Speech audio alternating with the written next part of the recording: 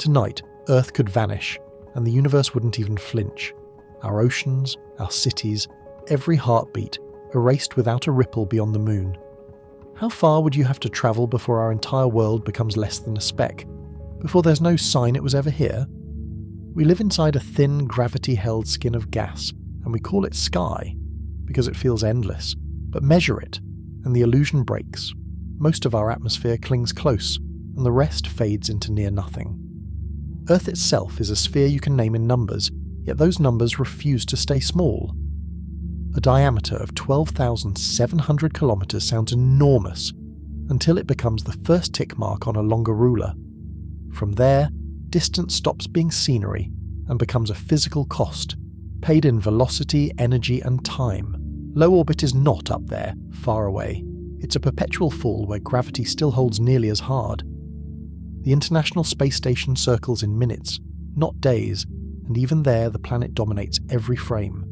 So we pull back carefully and ask the question again with sharper honesty. If Earth disappeared, what would actually change? Would the moon's path betray the loss, or would emptiness keep the secret for a while longer? Would sunlight arrive any differently? Would tides forget their rhythm? Would the solar system even flinch? This is not a story about trivia or scale for scale's sake. It is an experiment in perspective. We will replace intuition with proportion, placing familiar objects at truthful distances until far becomes a new sensation. You will see the Earth-Moon system as it really is. Not a cozy pair, but two bodies separated by startling vacancy. You will feel how light itself becomes a measuring tape, turning space into delay and remoteness into a kind of silence. And when the sun enters the comparison, the word center stops being poetic and becomes a statement of mass. There the stakes sharpen, because our planet's disappearance would barely disturb the solar system's balance, yet it would end everything we mean. Beyond the planets lies a frontier made of pressure and particles, where the sun's influence thins and then finally fails. Past that boundary, the night is no longer space in the human sense, but the beginning of interstellar territory. The ruler changes again, and distance is no longer counted in kilometers, or even in orbits, but in light years. Nearby stars cease to be decorations and become destinations, each with its own gravity, its own history, its own hazards. Then the Milky Way reveals itself as an object we inhabit, a spiral of stars whose size makes our entire solar system vanish into abstraction. We keep pulling back until even a galaxy is only one island among others, drifting in a wider ocean of dark. Patterns emerge that no ancient skywatcher could have guessed.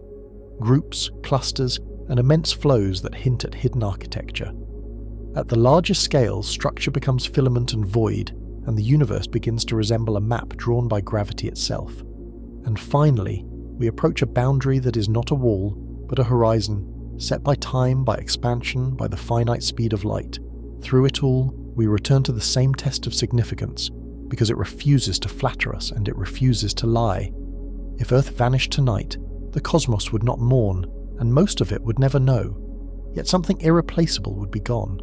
Because here, on this small world, the universe has learned to look back at itself, and to feel vastness as peace rather than erasure. We begin with the air you can hold, then cross the first true void to the moon, before stepping outward through the sun's dominion and into interstellar night. From there, we climb through galaxies and the cosmic web to the observable horizon, where scale becomes history and perspective becomes calm.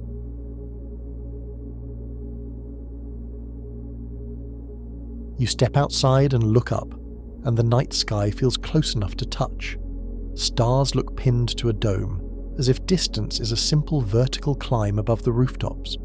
The illusion is comforting, like a ceiling painted with light, and it is wrong in every direction. Human intuition evolved for hills, storms, and the reach of a thrown stone, where scale is measured in footsteps and breath. It did not evolve for thousands of kilometers, or for vacuum, or for a planet-shaped horizon that curves away while you stand still. This documentary asks a blunt question, and it refuses to soften it with metaphor. What does it truly mean for Earth to be tiny inside a universe that barely notices? Hold the hook in your mind, because it will return with sharper edges as we climb. If Earth vanished tonight, how far away would you need to be before nothing looked different? Before we dive into this cosmic puzzle, let's take a moment to appreciate the scale of it all. This story is travelling across the globe, reaching you right now. I'm always curious to see our small planet mapped out in the comments, so let me know which part of the world you're joining this exploration from. And if you believe these cosmic stories are worth exploring, the best way to support our mission is by liking this video and subscribing for the next one. We begin where scale is personal, because your body is already a measuring device. A breath fills lungs that depend on a narrow band of air, and that band exists only because gravity holds gases close. You feel the ground as stable and wide, as if it extends flat forever under streetlights and trees. You feel the sky as a ceiling, and the horizon as an edge where the world simply stops. The horizon is not an edge, and it never was. It is geometry, drawn by a sphere under your feet, and your eyes are tracing a curve you cannot see. Earth's radius is about 6,171 kilometers, a number that sounds like trivia until it becomes time and fuel. If you could drive straight through the planet's curvature, it would still take days to cross that distance. Earth's diameter is about 12,742 kilometers, and it is the first ruler we will keep using. It is the span that turns far into a fraction, and it will keep humbling our instincts. Walk far enough, and you return to where you started, not because the world loops, but because it closes. The circumference is about 40,075 kilometers, a number first approached with remarkable accuracy long before satellites. More than 2,000 years ago, Eratosthenes compared shadows in two cities and inferred Earth's size from angles. He used sunlight, geometry, and curiosity, proof that scale can be measured even when it cannot be felt. The surface area is about 510 million square kilometers, a skin of rock and water holding every human story we know. From that area come coastlines, deserts, forests, and the thin network of roads that make our lives seem connected. These numbers make Earth feel enormous, because our lives are small and our days are short. Yet space treats Earth as a dot with a thin wrapper, and physics does not negotiate with pride. Scale is hard because the mind compresses distance into manageable scenes. A mountain looks tall, and the moon looks nearby, and both impressions are shaped by survival rather than accuracy. The moon seems close because it fits in your thumb when you hold your arm out. Your thumb is not a measuring instrument, and your brain quietly ignores the vast gap that makes that trick possible. Even the sky tricks you with brightness, because brightness is not distance. A nearby streetlight can outshine a star that is light years away, and your senses will still rank the streetlight as more real. To feel scale, we need anchors that connect numbers to experience. We start with the layer that keeps you alive because it is the first boundary that looks solid until you measure it. The atmosphere is not a vast ocean of air stretching upward without end.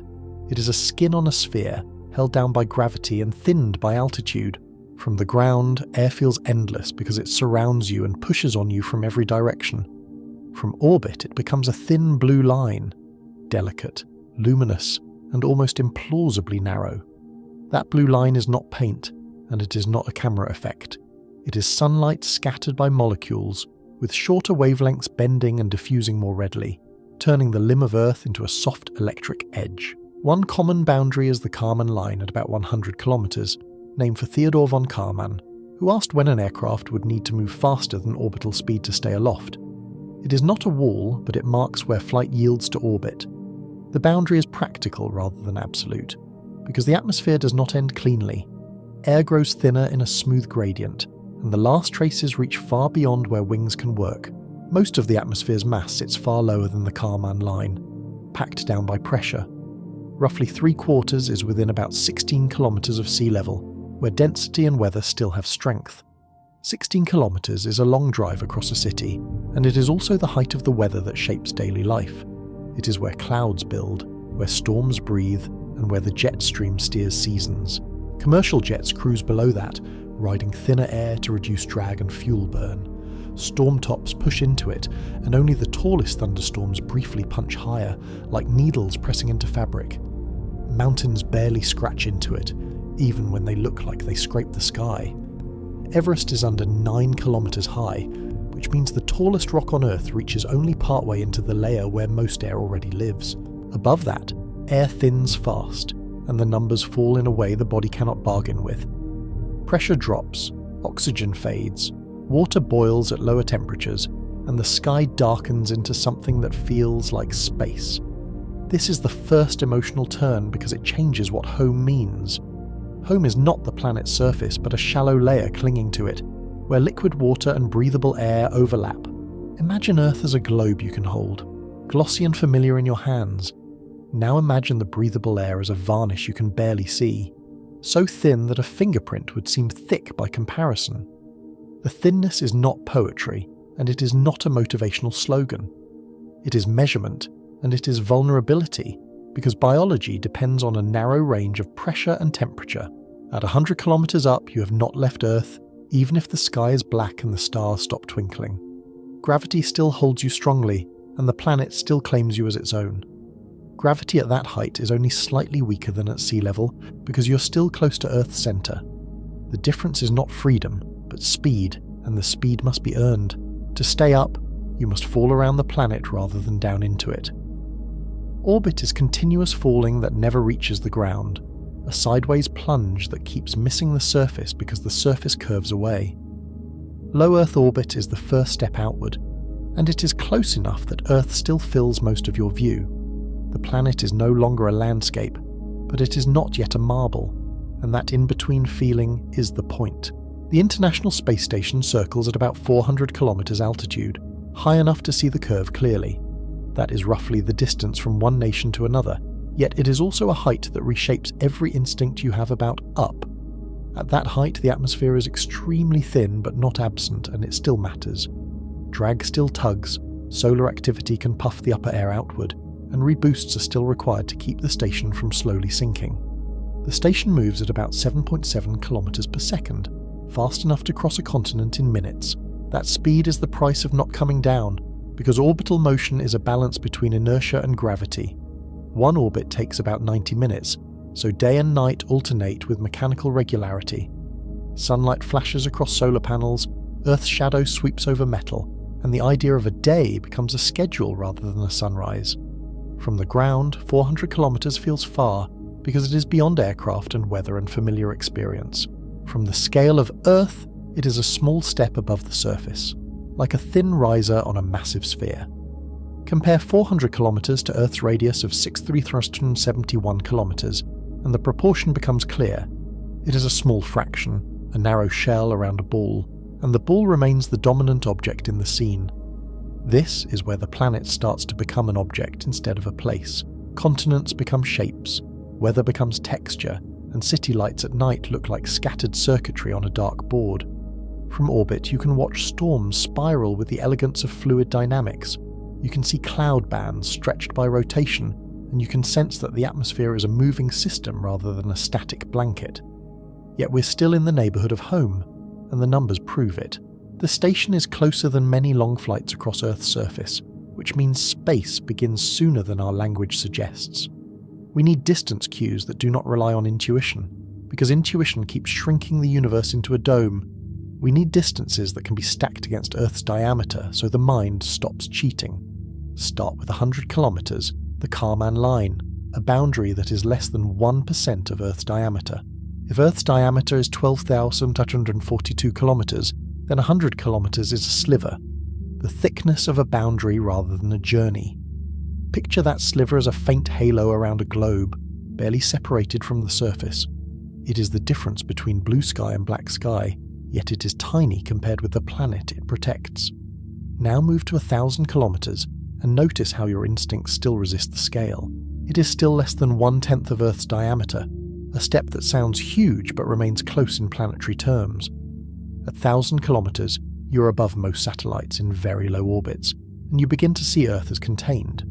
You're also still close enough that Earth dominates your sky, filling your vision with curvature and colour. At 10,000 kilometers, the scale changes in a way that the eye would immediately recognise. You're now approaching Earth's diameter, and the planet begins to look like a complete sphere rather than an endless ground. 10,000 kilometers is still not even one full Earth diameter, and that is the correction. It is a reminder that Earth is large only up close, and that far needs a new definition.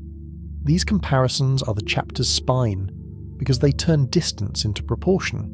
Proportion becomes feeling, and feeling is what lets facts land instead of sliding past.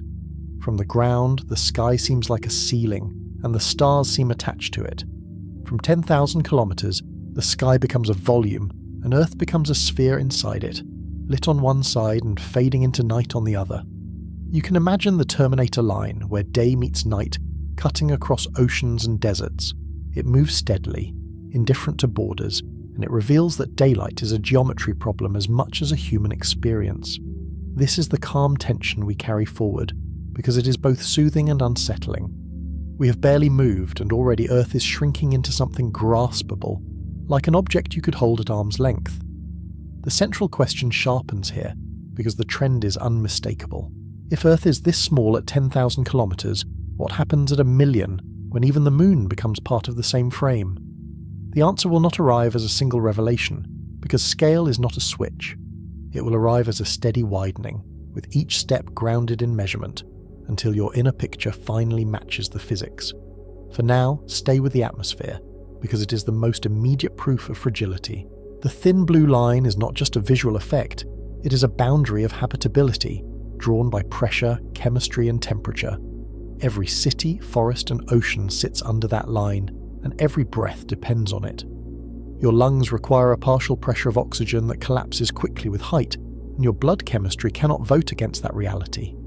Earth's surface area is vast to us, yet the living layer is a fraction of that area's depth. Life occupies a narrow vertical slice, and most of the planet's volume is rock and metal beneath it. If you compress Earth to a classroom globe, the atmosphere becomes thinner than a coat of paint, and the oceans become a shallow sheen. The analogy is imperfect, but the message holds because the ratios are honest. We do not need exaggeration to feel awe, and we do not need fear to feel respect. The real numbers are enough, and they become more powerful when you let them settle into the imagination. Consider the speed of orbit again, because speed is another way to feel distance. At 7.7 kilometers per second, you cross 1,000 kilometers in a little over 2 minutes, which turns maps into quick gestures. At that speed, the idea of distance changes, and so does the idea of away. The planet becomes a place you can traverse in an hour, yet still never escape, because escape is not about scenery. Because escape is another threshold, and it is stricter than altitude alone. It requires more than orbit, and it requires more than height, because it requires enough energy to stop falling back. Even at the station's height, Earth's gravity is still the main actor, shaping every path. The station is not outside Earth's influence, it is inside it, and that is why it must keep moving to stay aloft. This is the quiet correction to the word space, a word that sounds like absence. Space begins above you, but Earth does not end there, and its pull reaches far beyond the blue line. Now return to the opening illusion, because it was never just about stars. The stars looked close because your brain needed them to be manageable, and because the mind prefers a dome to an abyss. But the first lesson of scale is that even Earth is barely manageable. It is huge to a person, and small to the cosmos, and both statements are true without contradiction. We can measure Earth precisely, with lasers, satellites, and clocks that keep time to astonishing accuracy. And still we can fail to feel it, because feeling requires a picture the body can hold. That failure is the gap this documentary tries to close, not by rushing, but by stacking steps. So we slow down and build the ladder: radius, circumference, surface area, and the atmosphere's mass within 16 kilometers. Then orbit, 400 kilometers, 7.7 kilometers per second, and 90 minutes per lap, each number a rung. The ladder is not meant to impress, it is meant to recalibrate the mind so the next distances do not break it. Because the universe does not scale with us, and it never promised to. It scales with physics, and physics is indifferent to our instincts, even when those instincts feel like common sense. If Earth vanished tonight, nearby satellites would drift along their last momenta and then scatter. The Moon would continue and the Sun would not flinch, because the solar system is not arranged around our attention. That thought is not despair, and it is not a trick meant to shrink human meaning.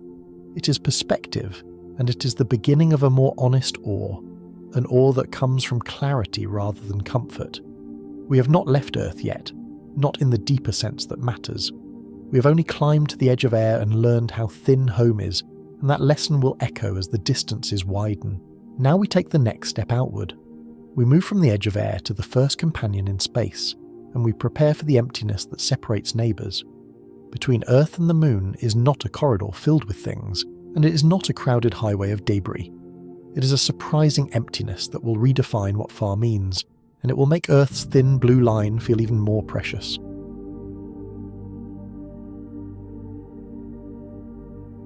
The moon hangs in the same sky as clouds and aircraft, so the brain files it as nearby. That shortcut is useful for living, and disastrous for scale, because the eye measures angles while the mind guesses distance. On a clear night it looks like a coin you could pinch between two fingers. In daylight it can appear even stranger, pale, washed, and quietly present, like a second thought that refuses to leave the frame. Start with size, because size is the first place intuition tries to bargain. Earth's radius is about 6,371 kilometers, and the moon's is about 737, a difference that sounds huge until you see the ratio. That makes the moon about 27% of Earth's radius, not a pebble beside a boulder. In diameter terms, it is still more than a quarter, which matters when you imagine horizons, mountains, and the curvature of a world. If Earth were a classroom globe, the moon would not be a bead. It would be a smaller globe with real geography, basins, highlands, and a limb that curves away with the same calm certainty. Volume changes faster than radius, so the comparison shifts when you think in 3 dimensions. The moon's volume is only about 2% of Earth's, because a modest shrink in radius becomes a steep drop in interior space. Mass shifts again, because density is different and composition is not the same. The moon's mass is about 1/81st of Earth's mass, reflecting its smaller size and its lower average density. Earth is richer in iron and heavier elements, and it is compressed by stronger gravity. The moon, with less self-compression and a smaller metallic core, ends up lighter per cubic kilometre, even before you account for its missing deep mantle. These ratios explain why the moon can look substantial, yet still be a minor player in gravity. They also explain why it cannot be ignored, because gravity is not just about mass but about placement and leverage. Most diagrams teach the wrong lesson, even when the numbers are printed correctly. They place Earth and Moon side by side, nearly touching to fit a page, and the viewer absorbs the spacing as if it were a fact. That layout smuggles in a false feeling of closeness, and it collapses the most important feature of the system. The Earth-Moon system is mostly empty space, and that emptiness is the environment the two bodies actually inhabit. The average distance to the Moon is about 384,400 kilometers, and the number is easy to misread. It is not a little farther than orbit, it is a gulf, and it is large enough to swallow every familiar altitude without noticing. Low Earth orbit is a few hundred kilometers up, and even geostationary orbit is about 35,186 kilometers. The Moon is an order of magnitude beyond that, and the difference is not subtle when you plot it on a single scale. Use Earth's diameter as the ruler, because it is the anchor we already earned. Earth's diameter is about 12,042 kilometers, so the gap is about 30 Earth diameters, a spacing that turns nearby into separated. 30 Earth diameters is not a poetic phrase, it is a correction to the mental picture. You could line up 30 Earths between the two bodies with room to spare, and the line would still feel like a corridor rather than a bridge. Imagine that corridor rendered honestly. Earth a bright marble with a thin blue rim, the Moon a smaller grey sphere, and between them a long black stretch with nothing to hold your attention. In that view, the distance becomes the subject. This is the first void that feels like space should feel, even though it is still local.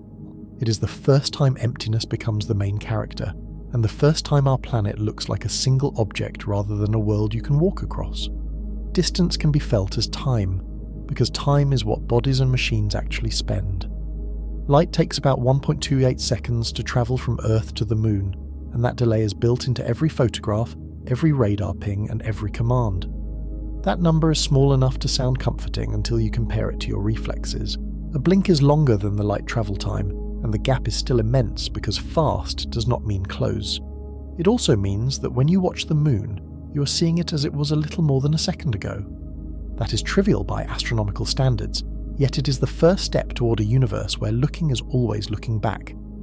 The Moon is close enough that conversations with robots can feel immediate, yet far enough to punish mistakes. Every signal, every command, and every correction carries delay, and the delay becomes a design constraint rather than an inconvenience. Apollo made the distance personal because it turned the gap into a journey. The spacecraft did not cross a border, it crossed a long emptiness with no landmarks, where the view through a window changed slowly and relentlessly. Even at tens of thousands of kilometers per hour, the trip took days, not minutes. The time cost is the distance made honest, and it is why navigation mattered. Small errors, left alone, became large misses. In mission transcripts, you can hear the scale in the pauses. Controllers speak, astronauts reply, and the rhythm is slightly off, subtle but real, because the path between worlds is not a wire but a widening sphere of radio waves. The central question sharpens here, because the Moon is the nearest place that is not Earth. If Earth vanished tonight, the Moon would keep orbiting in absence, continuing along its path as if the stage had been removed. It would not crash instantly, and it would not stop because motion continues without sentiment. The universe does not notice loss the way humans do, and inertia is indifferent to what we call home. Yet the Moon does notice Earth in the only language that matters, which is gravity. The two bodies orbit a shared centre of mass, the barycenter, and that shared point is the quiet proof that Earth is not the only partner. That barycenter lies inside Earth, but not at Earth's centre because the Moon is heavy enough to tug. The system is a dance, not a fixed pedestal, and Earth itself traces a small monthly wobble as it follows the shared geometry. The orbit is not a perfect circle, so the distance changes across the month. Perigee and apogee shift the gap by tens of thousands of kilometres, and the Moon's speed changes with that distance as orbital energy trades between motion and position. Those shifts are not trivia, because they change apparent size and they change tides. The Moon's influence is sensitive to distance, because gravity falls off quickly, and tidal effects fall off even faster with distance. This is where eclipses become a scale lesson rather than a spectacle. A solar eclipse happens because the Moon and Sun appear almost the same size, and that near equality is not about their true diameters, but about their angular diameters. The Sun is vastly larger, but it is vastly farther, and the ratios nearly cancel. The result is an angular diameter near half a degree for both, a coincidence that turns geometry into drama. Half a degree is a small angle, and it is why the Sun and Moon fit behind a fingertip. It is also why totality is narrow and temporary, an onrushing shadow cone that sweeps across Earth like a moving pinhole of night. During totality, the sky changes its rules. The corona blooms as a pale halo, stars appear in midday darkness, and the landscape takes on a metallic stillness, an ancient reminder that scale can be felt as emotion. Total eclipses are not guaranteed by physics in general. They are accidents of current geometry. The Moon is just large enough, and just far enough right now, and the right now is the fragile part. Because the Moon is slowly receding, its apparent size is shrinking by tiny amounts across centuries. Far in the future, the Moon will no longer cover the Sun completely, and the most perfect eclipses will become a memory written into rock and literature. A lunar eclipse flips the alignment and shows the same scale from the other side. Earth's shadow at the Moon is wide enough to cover it completely, and the Moon's surface turns copper as sunlight filters through Earth's atmosphere. That red tint is not paint, it is physics you can watch. Blue light is scattered away by air molecules, while red light bends through the thick rim of the atmosphere. Sunrises and sunsets from every coastline, projected onto another world. That shadow geometry tells you Earth is larger, and it tells you the separation is big. If the Moon were much closer, eclipses would be more frequent and different, and the shadow would feel less like a distant alignment and more like a constant threat. If the Moon were much farther, total solar eclipses would vanish, replaced by annular rings. The sky would lose one of its rare coincidences, and the Sun would remain a bright circle with a persistent, unblinking edge. These events feel intimate because they happen overhead, yet they are driven by distances that dwarf Earth. The lesson is that proximity in the sky is not proximity in space, and the dome above us is a projection, not a map. Tides are the daily proof that the Moon is not just a light in the night. The key is not the Moon's gravity alone, but the difference across Earth's diameter, because tides come from gradients rather than from raw pull.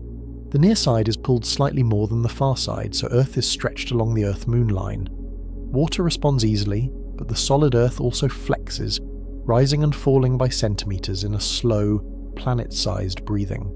This stretching creates two tidal bulges, one facing the Moon and one opposite it.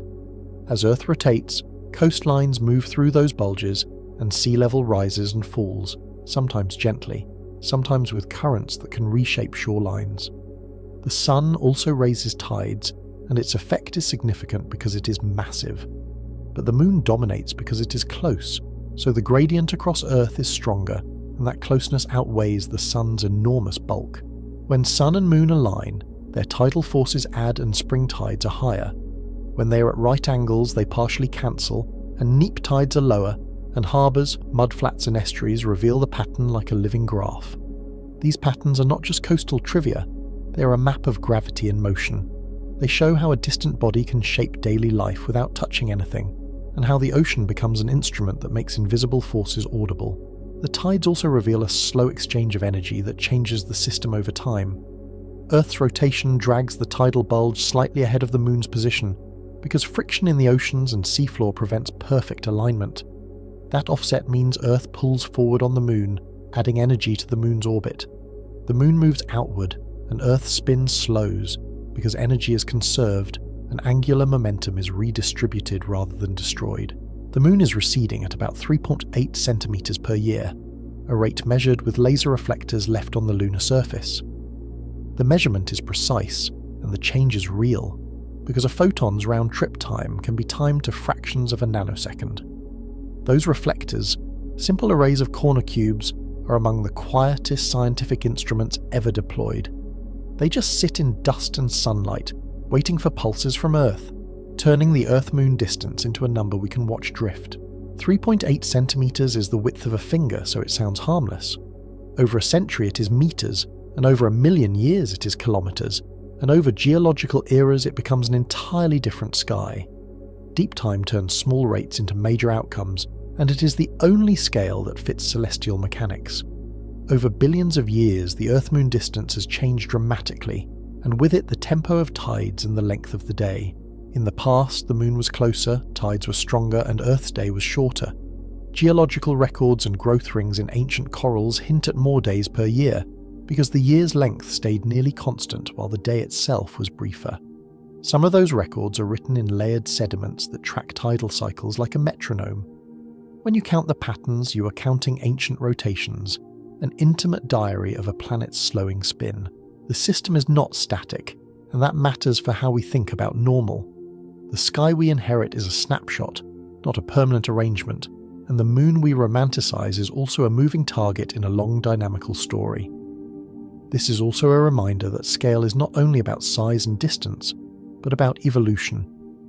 Orbits shift, rotations slow, and the present is a temporary balance, stable on human timescales, but restless on planetary ones. When we say the moon stabilizes Earth, we are talking about long-term dynamics. Its gravity helps steady Earth's axial tilt, which moderates climate swings over time, reducing the chance of chaotic tilt variations that could rewrite seasons. That influence is not a guarantee of comfort, but it is part of why Earth's history unfolded as it did. The moon is a partner in Earth's long story, shaping not just tides, but the background conditions under which life adapted. The origin story matters here, because it explains the moon's composition and the system's angular momentum.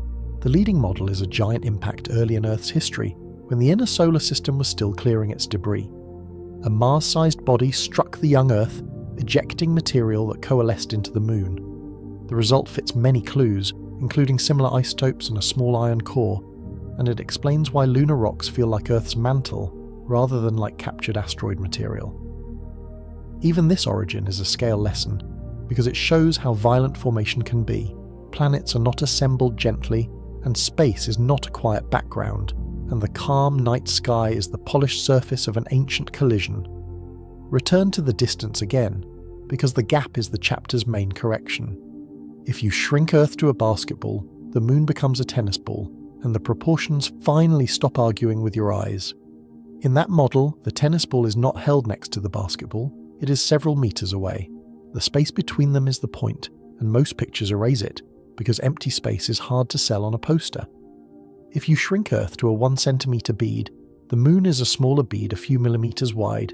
The separation is about 30 centimeters, a long reach across a table, and suddenly, the system looks less like a pair and more like a relationship across a gap. Scale models feel childish until they force the mind to stop cheating. They turn the invisible emptiness into something you can measure with your body, and they reveal how often our imagination edits out the largest component. The emptiness is not filled with air, and it is not filled with a faint mist. It is mostly vacuum, with occasional dust, sparse particles, and the sweep of solar wind. Atoms and ions so thinly spread that nothing is the honest description. That vacuum changes everything about travel and survival, because there is no medium to carry heat by convection. Temperature becomes a matter of sunlight, shadow, and radiation, and surfaces can swing from blistering heat to deep cold with a single step into darkness. The moon itself is a study in exposure, because it has almost no atmosphere and no global magnetic shield.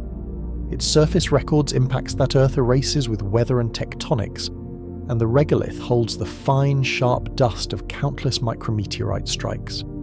This makes the moon a kind of archive, preserving a history of bombardment that shaped the early solar system. Craters are not just scars, they are timestamps, layered over one another in a chronology that can be read with careful counting and sampled with rock. The Maria, the dark lunar plains, are not seas at all, but basaltic lava flows that filled ancient impact basins. They cooled into smooth expanses that catch sunlight differently, and from Earth they draw the familiar face we call the man in the moon. Yet the moon is also familiar because it sets rhythms we live inside. Months, calendars, and cultural stories grew around its phases long before we knew the distance, and long before we understood that the phases are a simple consequence of illumination. The phases are geometry, not shadow, and they are another way to feel the system. As the moon orbits Earth, we see different fractions of its sunlit half, and the terminator line, day meeting night, slides across craters like a moving relief map. The cycle takes about 29.5 days from new moon to new moon, the synodic month. The orbital period relative to the stars is shorter, about 27.3 days, because Earth is moving around the Sun while the moon is moving around Earth. These numbers matter because they show how motion stacks and how observation depends on reference frames. Even the calendar is a lesson in relative movement, and it quietly reminds us that period depends on what you measure against. The moon is tidally locked, so it keeps the same face toward Earth most of the time. That locking is not coincidence, it is the end state of tidal friction, where internal flexing dissipates energy as heat until rotation and orbit synchronize. Over time, tides within the moon dissipated energy and slowed its rotation until it matched its orbital period. The far side is not dark, it is simply turned away, and spacecraft had to fly there to show us the hidden hemisphere. When the first far side images arrived in the 20th century, they were a shock of unfamiliarity. The near side's broad dark Maria are rarer there, and the surface looks more heavily cratered. Another reminder that familiar is often just often seen. The far side receives sunlight just like the near side, and it has its own landscapes. The phrase dark side is a human error that survived because it sounded dramatic, and because we confuse unseen with unlit. All of this is still the first neighbourhood beyond Earth, and it is already rewriting intuition. The moon is not next door, it is across a wide and mostly empty yard, and that yard is where our species first learned what space actually costs. That yard is the first place where the opening hook becomes measurable. If Earth vanished tonight, you would see the absence from the moon after 1.28 seconds, and the sudden missing pull would begin to rewrite the moon's path. From Earth, you would see the moon continue shining, because it is lit by the sun, not by us. The universe would keep its schedule, and our meaning would not be reflected back, and that indifference is part of the scale lesson. And yet the Earth-Moon system shows that small bodies can matter deeply to each other. A modest mass at the right distance can shape oceans, nights, and the length of a day, and it can turn a sterile orbit into a driver of planetary habit. This is the emotional pivot the chapter earns, because it holds two truths at once. Earth is cosmically insignificant in bulk and locally profound in consequence, and the moon is the nearest proof that relationships matter more than size alone. We have used Earth's diameter as a ruler, and we have used light time as a clock. We have used eclipses and tides as lived evidence that geometry is real, and that the sky's beauty is often a byproduct of strict indifferent math. Now we are ready to step outward again, because the moon is only the first correction. If this nearest neighbour is so far, the planets will be farther by orders of magnitude, and our instincts will fail more dramatically with every rung. We leave the Earth-Moon pair as a baseline, a simple two-body system with a vast gap. Next, we widen the frame to the solar system's architecture where emptiness dominates even more, and where the spaces between worlds are the true terrain. The ladder continues, and each rung will feel less like travel and more like exile. But the purpose is not to diminish Earth, it is to place it honestly, so that awe can rest on measurement rather than on illusion, because only an honest scale can answer the central question without illusion.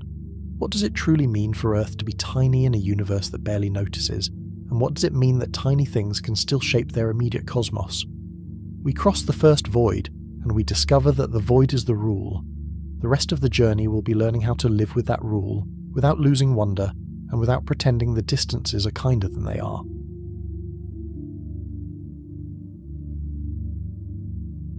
We leave the Earth-Moon pair as a baseline because it taught the first rule with brutal clarity. Space is not a backdrop filled with things. Space is the thing, and objects are rare interruptions, brief knots of matter in an ocean of near nothing. Hold that thought as the camera pulls back, because the emptiness scales faster than intuition. The central question stays with us as we widen the frame. What does it mean to be tiny inside a universe that barely notices? The answer begins at home, with the first unit built from sunlight and repeated motion. Astronomers needed a yardstick that matched the scale of orbits, not the scale of continents. For centuries they estimated it indirectly. Using geometry and the slow refinement of planetary observations, they named it the astronomical unit, based on Earth's average distance from the Sun.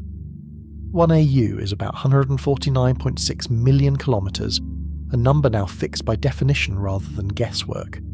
That number is too large to feel, so we convert it into motion and time, because bodies in space reveal themselves through change. Earth moves around the Sun at about 29.8 kilometers per second. At that speed, you cross Earth's diameter in about 7 minutes, which is roughly the length of a short song. Earth's year is not just a calendar habit, it is an orbital period written into physics. One orbit is the path that defines 1 AU as a lived distance, traced again and again without leaving a mark. The orbit is also a reminder that we are already travelling fast even when we feel still, motion hidden by the smoothness of free fall. If you could see the orbit from far above the solar system, it would look like a thin pencil line. The line would be nearly circular but not perfect because Earth's path is slightly elliptical. Even that small eccentricity matters because it changes the sunlight we receive by a few % across the year. Now we place the inner planets on that ruler because their spacing is the real story. Mercury orbits at about 0.39 AU, Venus orbits at about 0.72 AU, Earth sits at 1 AU by definition, and Mars averages about 1.52 AU. These are not neat steps on a ladder, they're wide gaps. The gaps are the architecture, and the planets are the punctuation. Small beads on a wire that is mostly empty air. Visualize it as a clean line stretching from the Sun outward, with markers that barely interrupt the scale. The Sun is a bright disk at one end, and the first 4 planets are scattered points. Between those points is not darkness in the cinematic sense, but vacuum that carries almost no particles at all. Relative size matters, but it misleads if you forget distance, energy, and chemistry. Mercury is small and airless, with extreme temperature swings under direct sunlight. Its day side can bake while its night side freezes, because there is no thick atmosphere to redistribute heat. Venus is nearly Earth-sized, but its thick carbon dioxide atmosphere drives a crushing greenhouse. The pressure at its surface is like being a kilometre underwater, and the clouds hide a world where lead would melt. Venus also rotates slowly and backward, a reminder that size does not guarantee familiar dynamics. Earth carries liquid water and a breathable mix, but only in a thin boundary layer that clings to the surface. Most of our atmosphere's mass sits close to the ground, and above it the air thins into near vacuum. From orbit, Earth's blue seems bold, yet the life-supporting film is astonishingly shallow. Mars is smaller, colder, and wrapped in a thin carbon dioxide atmosphere. Its surface pressure is a fraction of Earth's, and liquid water is unstable without special conditions. Yet the landscape shows dried river valleys and mineral clues, evidence that the planet once held water more easily than it does today. These brief facts are not a tour guide, they're a scale cue for the mind. Worlds can be similar in size and still be separated by emptiness that defeats ordinary comparison. Habitability is not a property of size alone, it is a property of distance and chemistry, of energy balance, atmospheric retention, and the availability of stable liquids. Distance sets the sunlight budget, and sunlight sets the temperature range a planet must manage. The sun's energy spreads out with the inverse square law, which is a formal way of saying it thins rapidly. Double the distance, and the same sunlight is diluted to a quarter of the intensity. We add another anchor, because distance becomes intuitive when it becomes delay. Light is fast, yet even light must spend time crossing the solar system. That time is a clock built into every observation, and it turns space into a sequence of staggered nows. Sunlight reaches Earth in about 8 minutes 20 seconds. That means every sunrise is already history by the time it touches your face. The delay is small enough to ignore emotionally, yet large enough to matter physically, because it is the same delay that shapes communication and navigation. Imagine the sun as a live broadcast with a built-in lag, always slightly behind reality. If something dramatic happened on the solar surface, Earth would continue receiving the old light for minutes. We live inside a constant time offset, and we rarely notice it. Mars is the first place where the delay becomes a practical barrier, not just a curiosity. The light time between Earth and Mars varies with orbital positions. It can be about 3 minutes at close approach and about 22 minutes when far apart. That range means a rover cannot be driven like a remote-control toy, no matter how sharp the cameras look. Commands must be planned, queued, and checked, because conversation becomes impossible. The emptiness between orbits turns into a human constraint.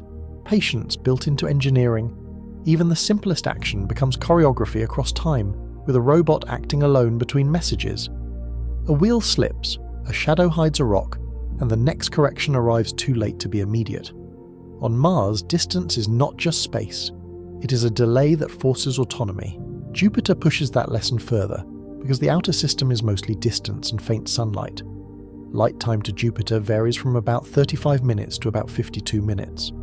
At that delay, even a simple question takes more than an hour to answer, and the silence between replies feels like a physical wall. By Jupiter's orbit, the Sun is no longer a dominating disk in the sky. It becomes an intense star, still bright but smaller and less warming. The solar system does not end at Mars, it simply becomes more sparse, more stretched, and more indifferent to human timescales. We are still inside one star's neighbourhood, and already the numbers dwarf Earth's scale. If Earth vanished tonight, the Sun would not notice by sight for over 8 minutes. Gravity would change immediately, but the light would keep arriving on schedule, as if nothing had happened. That tension is the chapter's engine, because it keeps shrinking our importance without erasing meaning. We have not met the dominant object directly, yet the distances already feel like exile. The solar system is teaching us humility before we even face the Sun, before we even name the furnace as a character. To understand why the solar system feels empty, compare sizes to separations with ruthless honesty. Earth's diameter is about 12,642 kilometers, and 1 AU is 149.6 million kilometers. That is roughly 11,700 Earth diameters from Earth to the Sun, a ratio that turns far into something structural. Even the Earth-Moon gap, which felt enormous, is small beside an AU. The Moon is about 384,400 kilometers away, which is about 0.26 AU. The solar system does not scale up gently, it jumps, like stepping from a room into an open desert. Scale models expose the trick our brains keep playing because they force distance into footsteps. In a peppercorn model, a peppercorn stands in for Earth. The Sun becomes a larger sphere, and Earth's orbit becomes a wide circle with almost nothing on it. In that model, the lesson is not where the peppercorn sits, or how cute the planets look. The lesson is how much walking you do between peppercorns.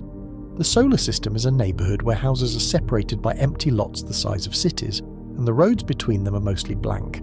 Picture the camera tracking along a sidewalk, passing marker after marker that never appears. You expect the next world to be around the corner, but it isn't. The emptiness becomes the dominant visual, an insistence that the map is not about dots, but about the space between dots. Even when you include every planet, the total volume of solid worlds is negligible. Most of the solar system is vacuum, dust, and thin plasma flowing outward from the Sun. The emptiness is not a poetic void, it is a measurable density close to nothing, with particles so sparse they rarely meet. We tend to imagine space as crowded because images show highlights, not averages. A photograph frames the object and crops the gap. The true environment is the gap, and the object is the exception. an island that makes the ocean visible by contrast. This is why orbital distance is more important than planetary diameter for intuition. Mercury is only about 4,080 kilometers across, yet it is tens of millions of kilometers from the Sun.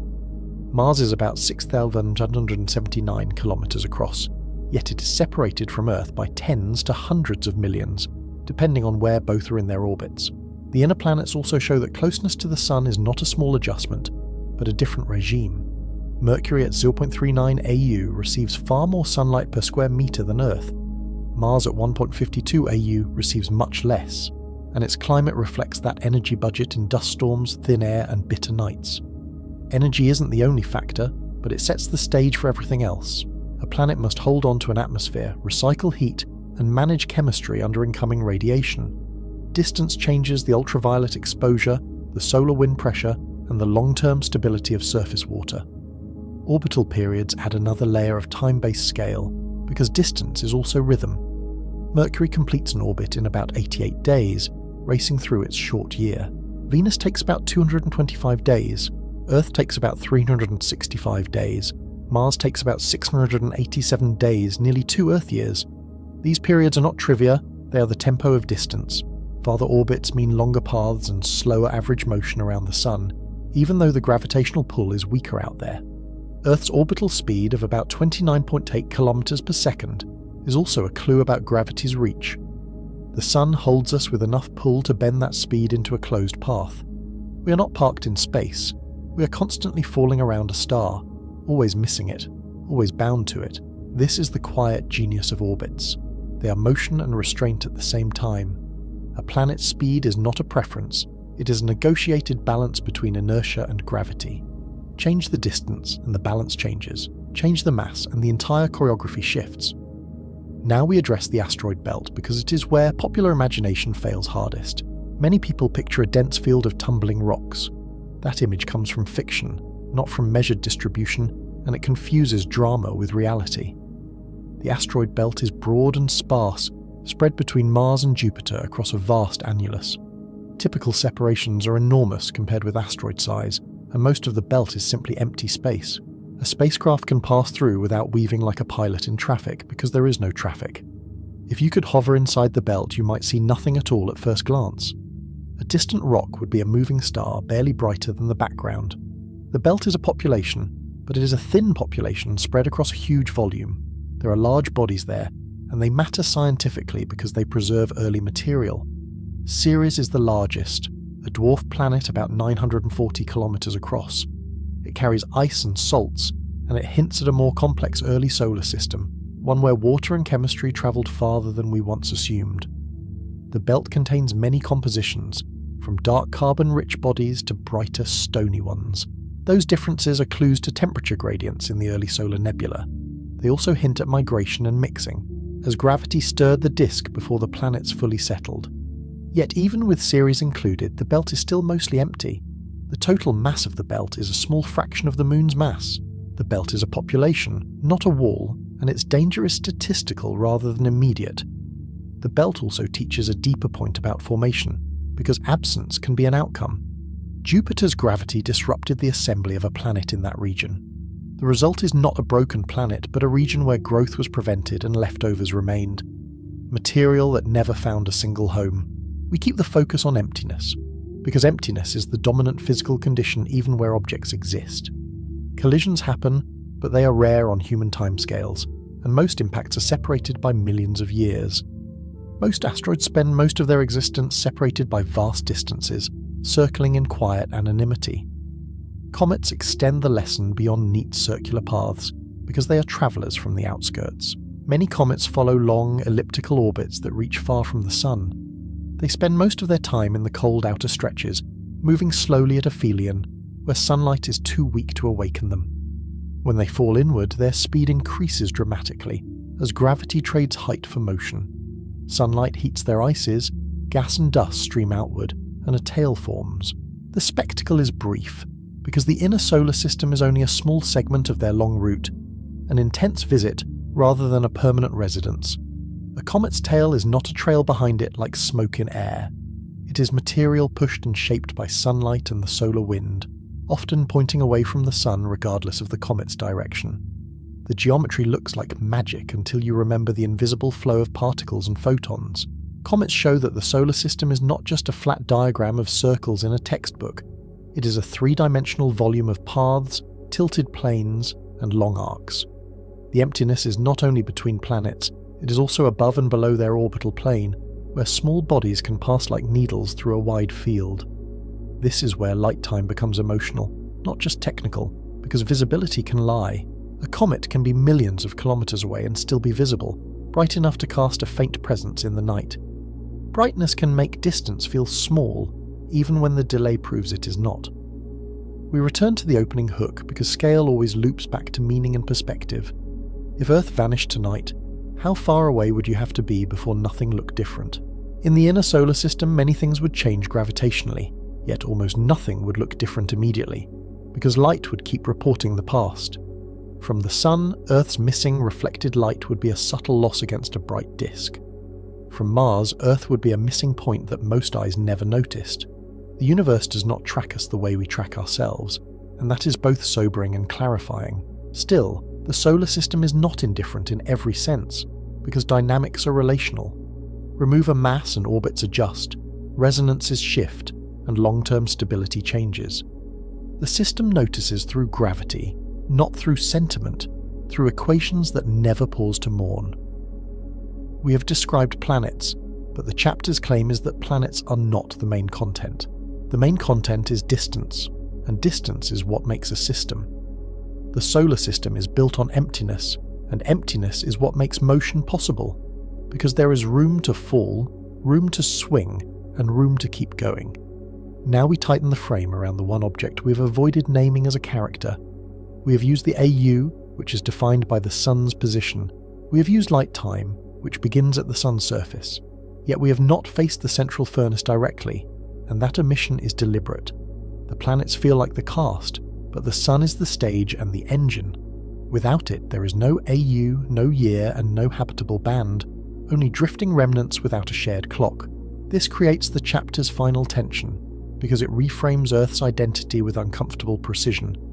Earth is not the center of a system, it is a small satellite of a star. Its orbit is a thin track in a vast volume, and its home is a narrow chemical accident on that track.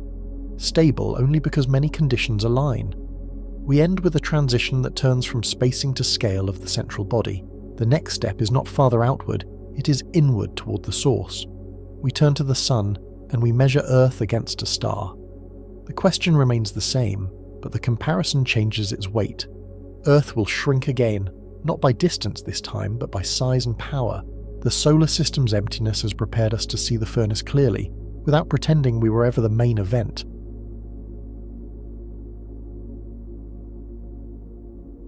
Start with the simplest correction, because language quietly shapes intuition.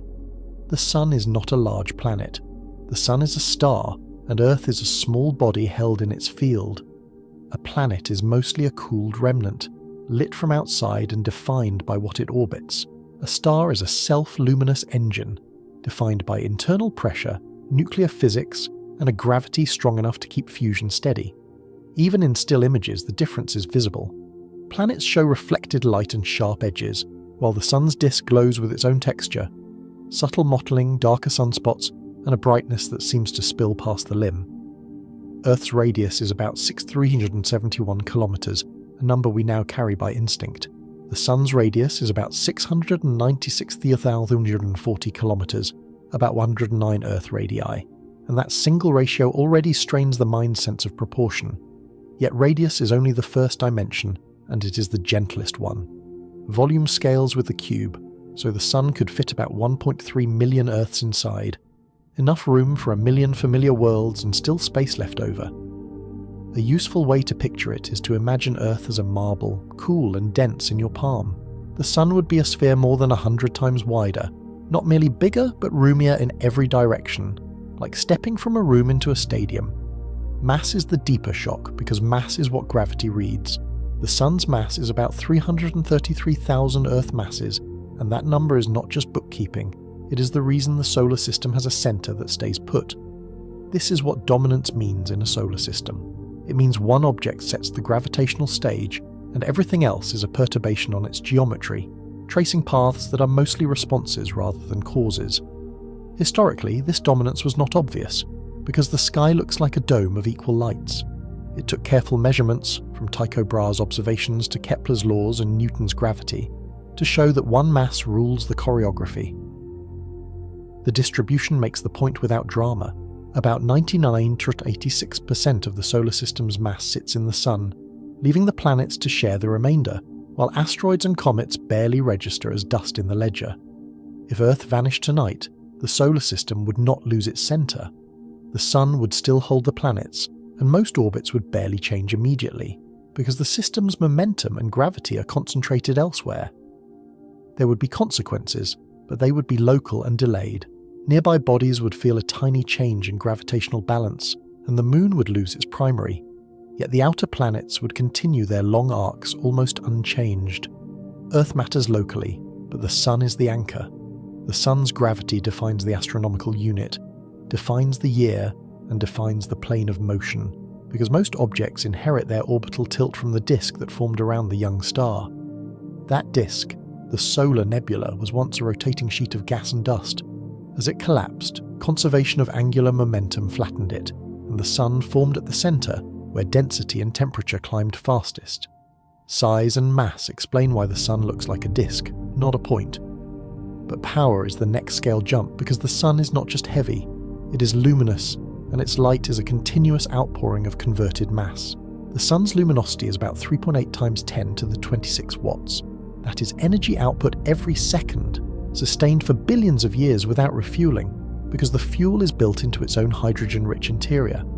To translate that number into something graspable, imagine every square metre of the Sun's surface emitting energy like an incandescent furnace. The photosphere glows near 5,180 Kelvin, and its thermal radiation peaks in visible wavelengths that our eyes evolved to use. Earth receives only a tiny fraction of that output, diluted across a sphere expanding with distance. At 1 AU, the solar constant is about 1,761 watts per square metre, measured as sunlight arrives before the atmosphere reshapes it. That number is measured at the top of the atmosphere before clouds and air scatter and absorb.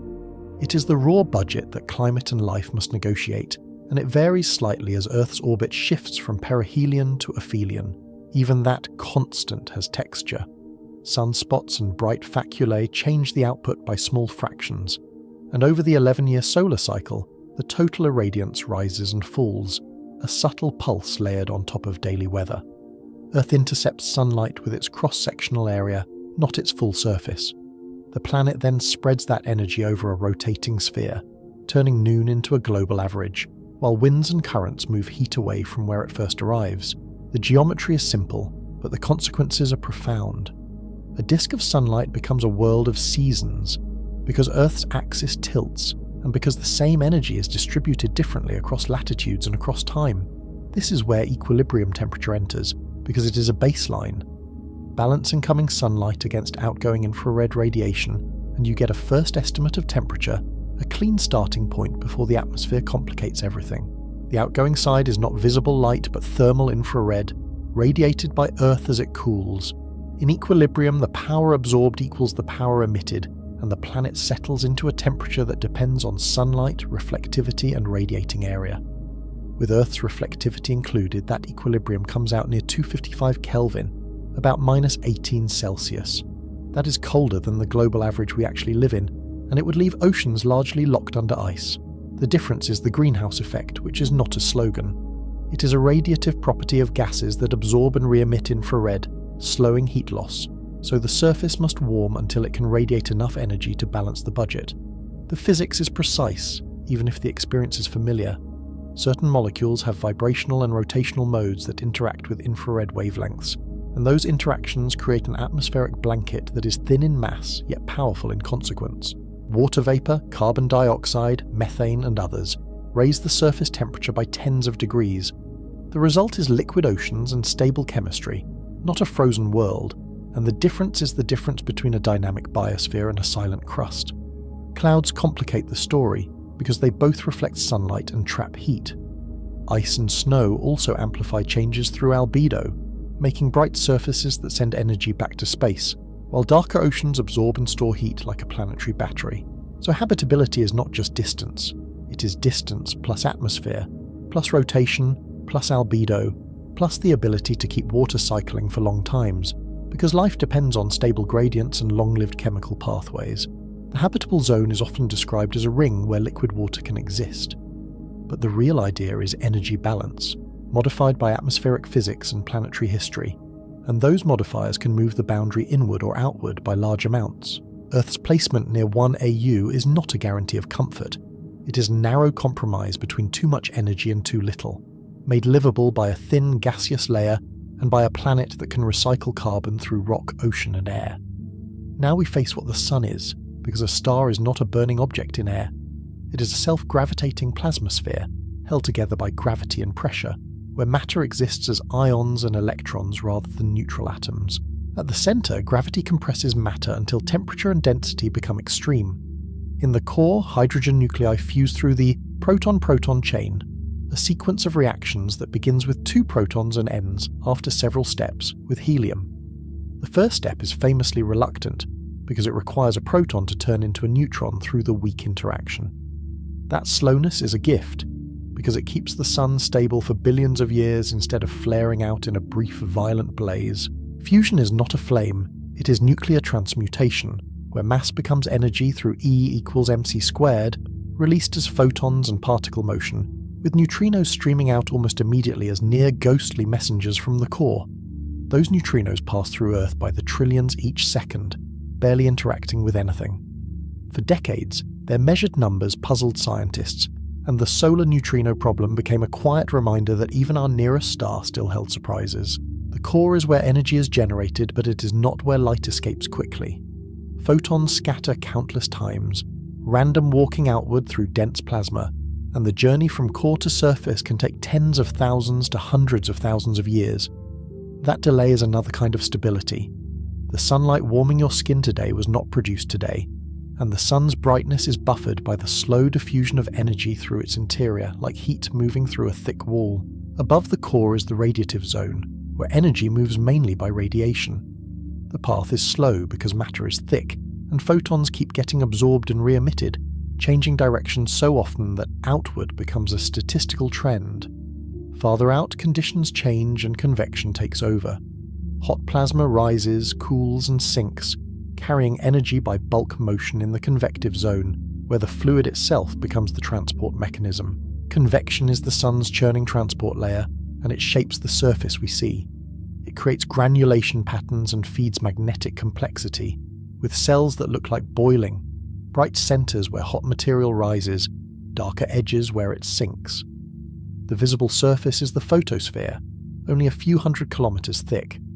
It is not a solid boundary, just the depth where the sun becomes opaque to our eyes, the place where photons finally travel freely into space. In high-resolution views, the photosphere is alive with detail. Granules flicker and rearrange within minutes, sunspots form where magnetic fields suppress convection, and the limb darkens because we see cooler layers when we look through slanted paths. Above it lies the chromosphere and then the corona, a tenuous outer atmosphere. The corona is unexpectedly hot, reaching millions of Kelvin despite low density, and it extends outward in streamers that become visible during total solar eclipses. That heat is tied to magnetic fields and waves, not to simple proximity to the core. The sun's magnetism is an engine of structure, loops and eruptions, built by the dynamo action of moving plasma and differential rotation. The sun does not rotate like a solid ball, and that matters. The equator turns faster than the poles, twisting magnetic field lines until they tangle, reconnect, and release energy in bursts that can brighten the sun's atmosphere in minutes. This structure matters because Earth lives inside it. We do not orbit an inert lamp. We orbit an active star with cycles, storms, and a constant outflow, and the space between worlds is not empty, but threaded with fields and particles. The solar wind is a stream of charged particles flowing outward through the solar system. It carries magnetic fields with it, shaping a bubble around the sun, and it varies between slower, denser flows and faster streams that originate in coronal holes. Earth meets that flow with its own magnetic field. The magnetosphere deflects many particles, creating a protective cavity that reduces atmospheric stripping, and its shape is asymmetric, compressed on the day side and stretched into a long tail on the night side. Protection is not absolute, and the interaction is not gentle. When solar wind conditions change, energy couples into Earth's field and drives geomagnetic storms, which can heat the upper atmosphere and change the density that satellites move through. Coronal mass ejections add another layer of risk. A CME can hurl billions of tons of plasma outward, and if aligned with Earth, it can compress the magnetosphere, injecting energetic particles and intensifying currents in near-Earth space. The visible signature is often beautiful, but the mechanism is harsh. Auroras occur when charged particles funnel along magnetic field lines into the upper atmosphere, guided toward polar regions where the magnetic geometry opens pathways downward.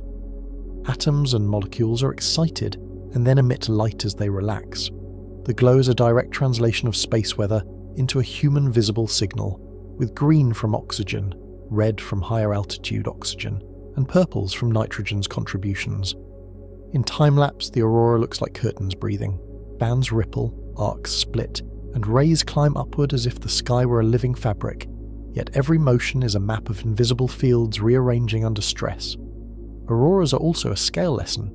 They show that Earth is not isolated, and that the sun's influence reaches down into our air as physics, not metaphor, turning the upper atmosphere into a screen where solar activity writes in light. The same events can disrupt satellites, radio communication, and power grids. Modern civilization is wired into a space environment that our ancestors could ignore, and the sunstorms can turn a technological planet briefly vulnerable. This is not new in principle, only in consequence. Before electronics, intense geomagnetic storms were mostly spectacle and navigation trouble, yet records of telegraph disruptions in the 19th century hint at how strongly the sun can reach into human systems. So the sun is not only larger, it is a system-wide driver of conditions from radiation to particle flow to long-term climate forcing, and it sets the baseline environment that every planet must adapt to. Return to the size contrast, because it frames everything else. If the sun were a sphere the size of a large beach ball, Earth would be a peppercorn, and the peppercorn's oceans and atmosphere would be a film too thin to see. The peppercorn would not sit near the surface. It would orbit far away because 1 AU is about 215 solar radii, and distance is part of the design, spacing the planets where temperatures and orbital periods can remain stable. In that model, the peppercorn would circle the beach ball at many meters away. The emptiness between them would dominate the scene, and the first lesson would be that a solar system is mostly space, structured by gravity rather than filled by matter. That distance is also a time delay we already know. Sunlight takes about 8 minutes 20 seconds to reach Earth, so every warm afternoon is delayed energy, a reminder that even the nearest star is not truly here. If the sun's output changed abruptly, Earth would keep receiving the old state for minutes. We live under a constant lag, small in feeling but real in causality, and it is one reason astronomy is always a study of the past. Now, tighten the emotional focus.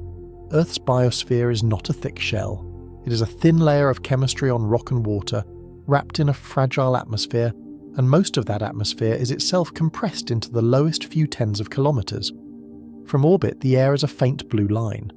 It is easy to miss, and once you see it, you cannot unsee it, an almost transparent boundary that holds pressure, water vapor, and the oxygen that complex life depends on.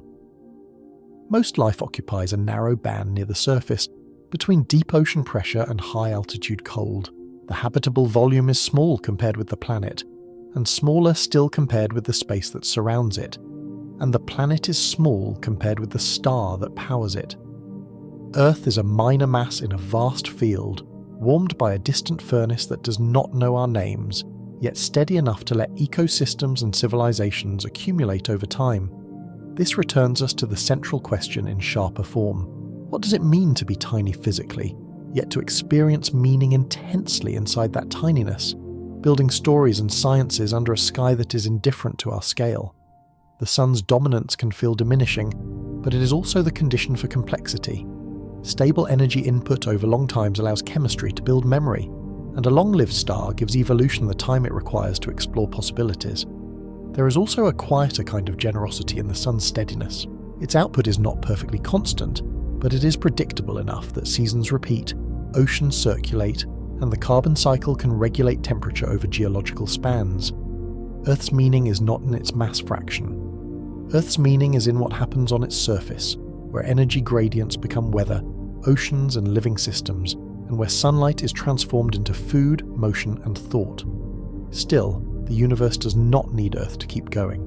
If Earth vanished tonight, the sun would continue shining, and the solar system would keep its rhythm, because the gravitational and energetic accounting barely notices one small loss. From far away, the loss would be almost invisible against the sun's glare. The change in reflected light would be tiny, and the gravitational change would be localized, a slight alteration in the inner system's fine details. Yet from here, the loss would be everything, because meaning is local. Scale can be indifferent and still allow significance, because significance is not a cosmic resource. It is something that emerges where conditions permit minds to form. Now we shift from the sun's interior to its boundary with the galaxy. The solar wind does not flow forever as a strong stream. It thins and slows, and its pressure weakens as it expands into larger and larger volumes. Far beyond the planets, the outward pressure meets the interstellar medium. The flow crosses a termination shock, then enters a turbulent boundary region, where the solar wind becomes subsonic, and its orderly outward rush turns more chaotic. The heliosphere is the sun's extended influence, a protective bubble carved into interstellar space. Its edge is not a wall, but it is a real transition, shaped by the sun's motion through the galaxy and by the interstellar magnetic field. The existence of this bubble was once inference more than observation, a theoretical extension of solar physics into deep space. In recent decades, spacecraft travelling outward have sampled the changing particle environment, turning that inference into measured reality. Beyond it, the particle environment changes and cosmic rays become more direct. The sun's dominion fades and the galaxy's background asserts itself, reminding us that the solar system is a local eddy inside a much larger medium. This is the chapter's exit. We have compared Earth to the star that holds it, in size, mass, and power. Next, we follow the sun's influence outward until it ends, tracing where the familiar becomes interstellar. We leave the inner warmth behind, and we approach the boundary where the solar system stops being a place. It becomes a region inside a much larger interstellar ocean, where the sun is no longer the dominant environment, but only one star among many.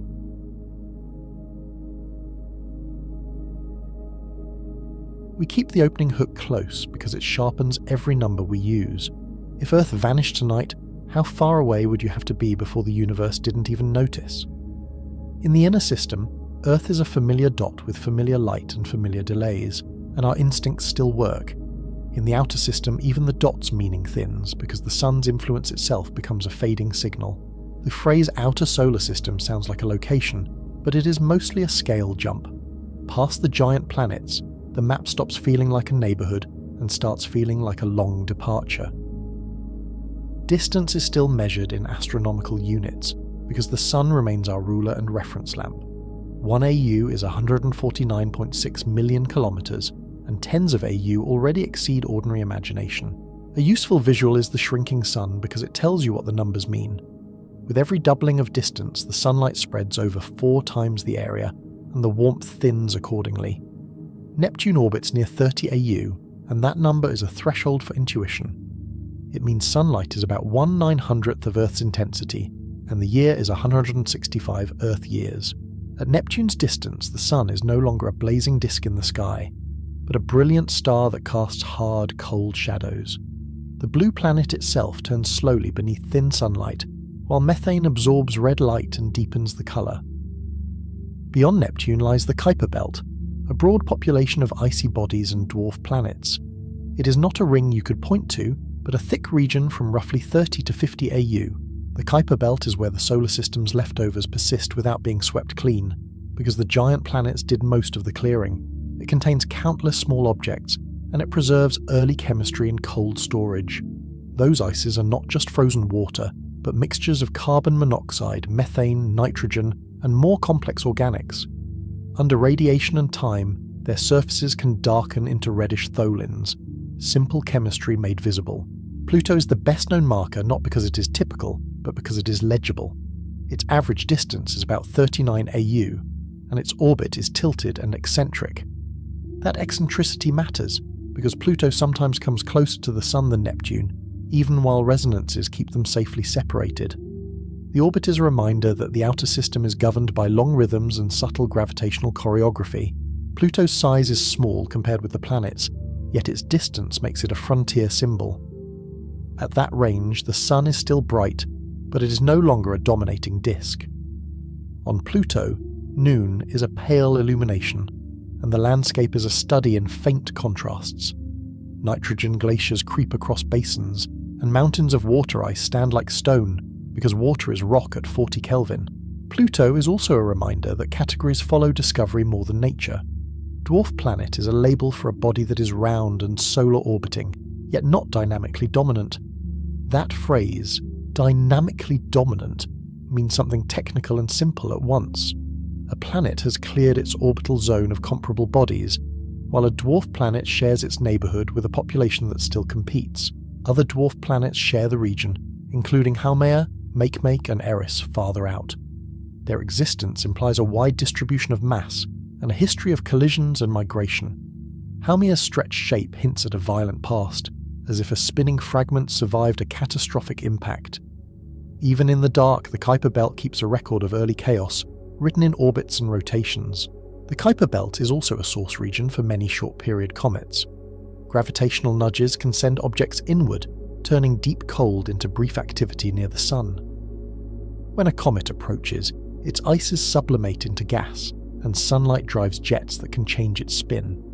The same object that slept for billions of years can suddenly grow a glowing coma, then fade again into darkness. Even here, emptiness remains the main physical condition. The objects are separated by vast gaps, and the belt is a statistical population spread across enormous volume. If you could stand above the plane and look down, you would not see a band of debris. You would see mostly black space with occasional points, each one a worldlet moving in slow, silent arcs. Now the narrative shifts from objects to boundaries, because the next frontier is not a planet. It is the edge of the Sun's breath, where the solar wind stops being the dominant medium. The solar wind is a continuous outflow of charged particles from the corona, mostly electrons and protons. It expands outward, carrying the Sun's magnetic field into a spiraling structure shaped by rotation. That spiral, the Parker spiral, is a consequence of two motions at once, the wind rushing outward and the Sun turning beneath it. The field lines are drawn into a rotating pattern, like a streamer pulled by a moving hand. Near Earth, the solar wind is a space weather driver and a magnetosphere sculptor, and it can disturb satellites and power grids. Farther out, it becomes the defining environment of interplanetary space, a thin plasma filling the gaps. But expansion is also dilution, and dilution is a pressure drop. As the wind spreads into larger spheres, it weakens until it can no longer push the galaxy aside. Pressure here is not like air on skin, yet it is real in plasma physics. It includes particle pressure, magnetic pressure, and the dynamic pressure of a flow, small numbers that still decide boundaries. The heliosphere is the bubble carved by that wind into the surrounding interstellar medium. It is not a rigid shell, and its size depends on solar activity and external pressure. The Sun's activity rises and falls on an approximately 11-year cycle, changing the wind's speed and density. Over years, the bubble can swell and contract, breathing in response to a star's magnetic mood. The first major boundary is the termination shock, where the solar wind slows from supersonic to subsonic. It is a shock in plasma, not a visible wall, and it moves over time. Supersonic here means faster than the speed of sound in that plasma, which is set by temperature and particle behaviour. When the flow slows abruptly, energy is redistributed, and turbulence increases like surf at a hidden reef. Beyond that lies the heliosheath, a turbulent region of slowed wind and mixed particles. It is a buffer zone where the Sun's outflow is still present, but no longer cleanly streaming. In the heliosheath, particles can be heated, deflected, and folded back by magnetic fields, creating a messy boundary layer. It is not empty calm, but a low-density storm where direction and identity blur. The outer boundary is the heliopause, where solar wind pressure balances the interstellar medium. Crossing it means the particle environment changes, and the Sun's bubble yields to the galaxy. The heliopause is not a fence you could touch, because it is made of gradients rather than surfaces. Yet instruments can feel it, because plasma density, particle energies, and magnetic behavior shift in recognizable ways. These boundaries are dynamic because both sides are dynamic. The sun's wind varies with the solar cycle, and the interstellar medium has its own density, flow, and magnetic field. The sun is also moving through the galaxy, drifting through the local interstellar cloud at tens of kilometers per second. That motion adds a headwind, which can compress the heliosphere in front and stretch it behind. A boundary that shifts is still a boundary, because physics cares about gradients. The heliopause is a real transition in plasma density and magnetic behavior, even if it breathes. To make this scale human, we take companions that have been travelling longer than most lifetimes. Voyager 1 and Voyager 2 become our measuring sticks because they carry time inside their distance. Both spacecraft launched in 1977, built for planetary flybys and extended missions. Their longevity is not just engineering success, but a narrative of patience written in radio signals. They were enabled by a rare alignment of the outer planets, a geometry that allowed gravity assist to chain together. That opportunity, once every century or so, turned a single launch window into a grand tour. Voyager 2 visited Jupiter, Saturn, Uranus, and Neptune, then kept going outward. Voyager 1 took a different route after Saturn, and it became the first to reach interstellar space. Their instruments were designed for close encounters, yet they adapted to the long quiet afterward.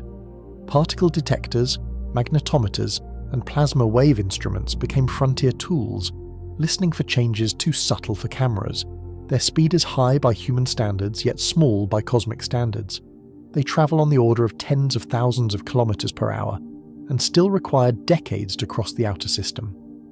This is where distance becomes story, because the travel time is the point. A mission can outlast its original team, and a spacecraft can become a moving archive of a past era. Even the communications are a lesson in scale, because the whispers arrive delayed and weakened. Signals spread outward like light, and the deep space network has to listen with dish-sized patience.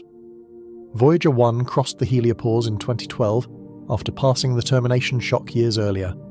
Voyager 2 crossed the heliopause in 2018, confirming the boundary with a second trajectory. The evidence was not a single dramatic moment, but a set of measurements that lined up. Solar particles dropped, galactic cosmic rays rose, and the magnetic field shifted, like stepping from a sheltered room into a colder wind. Two crossings, separated in time and direction, showed that the heliosphere is not symmetric. The sun moves through the galaxy, and external magnetic pressure shapes the bubble like wind shapes a wake. Voyager 1 is now well beyond the heliopause, at roughly 160 AU from the sun. Voyager 2 is also beyond, at roughly 135 AU, still returning data with weaker power. Those distances are updated by the month, because the spacecraft keep drifting outward at steady pace. The numbers change slowly, and that slowness is the honest tempo of deep space travel. These numbers are not just milestones, they are perspective tools. 1 AU is already enormous, and Voyager's distance is hundreds of times Earth's orbit, yet still not near the next star. At 160 AU, sunlight is a faint starlight glare, and the solar wind is no longer the main background. The spacecraft is in a medium that is almost empty, yet measurably different. The interstellar medium is not a perfect vacuum, even when it feels abstract. It contains gas, dust, magnetic fields, and cosmic rays, and it sets the baseline conditions between stars. Typical densities are so low they resist intuition, often around 1 particle per cubic centimetre in the local interstellar cloud. In denser regions it rises, and in hot cavities it can drop far lower. Temperature complicates the picture, because thin gas can still be warm when particles move fast. A region may be sparse yet energetic, and that energy affects how shocks form and how magnetic fields guide motion. Even 1 particle per cubic centimetre is a kind of presence, because it accumulates over distance. Over light years, sparse gas becomes mass, and weak fields become structure. Dust grains are rarer still, but they matter through chemistry and light scattering. They seed molecules, absorb and re-emit radiation, and help build the clouds that later form stars. A dust grain can be smaller than smoke, yet it can carry ices and carbon compounds on its surface. Over time, those surfaces become meeting places for atoms, assembling molecules that would form too slowly in open space. Cosmic rays thread this medium, accelerated by supernova remnants and other energetic events. Inside the heliosphere, The solar wind partially shields us, and outside it the galaxy's background intensifies. That shielding is not absolute, but it is meaningful, and it is one reason Earth's surface is comparatively calm.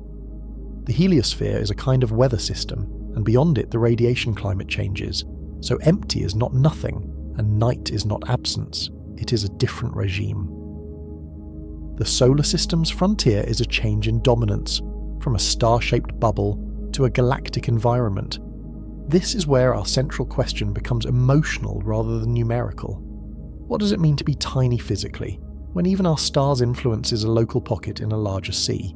Voyager carries a literal message about that meaning, because it also carries the golden record. It is a time capsule designed for no guaranteed recipient, a gesture made into hardware.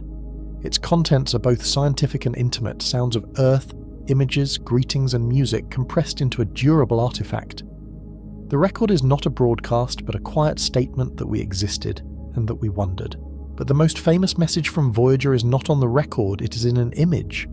In 1990, Voyager 1 turned back and photographed the inner solar system from far away.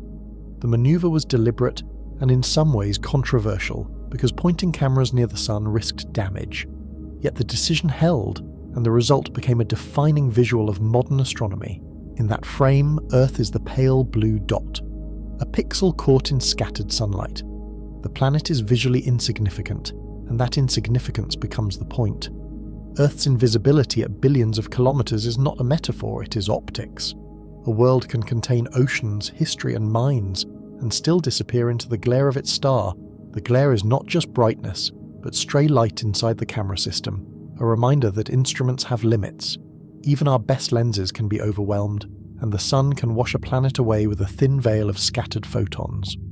The image compresses scale into emotion, because it forces a double awareness. Everything we value is on that dot, and the dot is not special to the camera. This is the hook again, sharpened by distance rather than drama. If Earth vanished tonight at Voyager's range, the change would be almost impossible to notice. The light would change only after hours, because even billions of kilometers impose delay. The gravitational change would be real, yet tiny at that distance, a subtle adjustment in trajectories. Gravity falls with a square of distance, so Earth's pull becomes negligible far from home. The sun dominates the outer system's dynamics, and even the sun's grip becomes gentle as the AU count climbs. From the galaxy's perspective, Earth is not a landmark, it is a rounding error. The solar system itself is small, and the heliosphere is smaller still, a bubble in a much larger medium. Yet the pale blue dot does not erase meaning, it relocates it. Meaning is not granted by size, it is generated by experience, memory, and the ability to ask questions. Now we widen the ruler again, because AU begins to fail as a felt unit. The next step requires a measure built for the space between stars, not the space between planets. We introduce the light year, a distance defined by light speed over 1 year. 1 light year is about 9.46 trillion kilometers, and it is still a human compromise. A light year is not a time in this context, it is a length. It tells us how far light travels in a year, and it turns vast kilometers into a countable scale. You can picture it as a sphere of reach around the sun, drawn not by gravity but by information. Light is the fastest messenger we know, and even it takes years to cross the nearest interstellar gaps. Compare it to Voyager, because the comparison reveals the true cliff ahead. Voyager is around a few light days from the sun, and a light year contains hundreds of such days. Even at 160 AU, Voyager has travelled only a tiny fraction of a light year. The nearest stars are several light years away, and the interstellar gap is mostly nothing between thin somethings. This is why the frontier feels abstract, because it is a region where travel becomes generational. A spacecraft can leave the planets behind, yet remain closer to home than to any other star. The Oort cloud concept extends this lesson, because the solar system's gravitational reach may continue far beyond the Kuiper belt. It is not a detected shell in the way planets are detected, but an inferred reservoir. The idea emerged in the 20th century as astronomers noticed a pattern in long-period comets. Jan Oort argued that their orbits implied a distant source, loosely bound to the sun and easily disturbed. The Oort cloud is proposed as a vast, roughly spherical distribution of icy bodies. It may extend from a few thousand AU to tens of thousands of AU, perhaps approaching a light year in outer reach. At those distances, sunlight is effectively starlight, and orbital periods can stretch to millions of years. An object out there is less like a planet and more like a memory, circling slowly in near freefall. Its evidence is indirect, written in the orbits of long-period comets that arrive from all directions. Their trajectories suggest a distant source, loosely bound and easily perturbed. At those distances, the sun's gravity is weak, and passing stars and galactic tides matter. The solar system becomes porous, and the boundary between bound and unbound becomes a gradient. A close stellar passage does not need to be dramatic to matter, because the orbits are already fragile. A small nudge can redirect a comet inward, turning a frozen relic into a brief visitor that flares near the sun. The Oort cloud also reframes what outer solar system really means. It is not just beyond Neptune, it is beyond easy definition, where membership is statistical and edges are uncertain. If Earth vanished tonight, the Oort cloud would not care in any direct sense. Its objects are so distant that Earth's mass is irrelevant, and the sun's pull is the only local anchor. Yet the Oort cloud matters to the story because it shows scale of reach. The sun's influence is not only light and wind, but gravity extending outward into a region of slow, cold orbits. Now we return to the Heliosphere, because it is the boundary we can actually measure. Voyager's instruments detect plasma waves, particle counts, and magnetic field changes that mark the crossing. The heliopore's crossing is a change in environment, not a finish line. Interstellar space is not a destination, it is the default condition between stars. The spacecraft continue outward, but their power supply decays and their transmitters weaken. Eventually the signals will fade, and the probes will become silent objects in a quiet medium. Their electricity comes from radioisotope thermoelectric generators, which steadily lose output as plutonium-238 decays. Engineers ration power like oxygen, turning off instruments one by one, keeping the faint voice alive as long as possible. That silence is part of the emotional scale, because it matches the physical one. We can send machines into interstellar night, yet we cannot make the night care. Still, the act of measuring changes us, because it turns emptiness into knowledge. We learn that the sun's bubble exists, that it breathes, and that it is only one bubble among many. We also learn that our everyday sky is a local condition, not a universal one. The solar wind, the magnetosphere, and the heliosphere are protective layers that make a habitable pocket. They are also reminders of contingency, because habitability depends on shielding as much as distance. A planet is not only a place, but a balance of radiation, magnetic fields, atmosphere, and time. This chapter's ending needs a forward pull, because the frontier is not the end of the story. The light year is now on the table, and it demands the next comparison. If a light year is already vast, then the nearest stars are the next threshold. Our sun's neighbourhood is a sparse archipelago, and the distances between islands are the new emptiness. We leave Voyager still travelling, because its motion is the right tempo for what comes next. The next chapter begins the interstellar neighbourhood, where stars replace planets as the main units. The central question remains, but the frame changes again. Earth is tiny inside a solar system, the solar system is tiny inside a heliosphere, and the heliosphere is tiny inside the galaxy's night.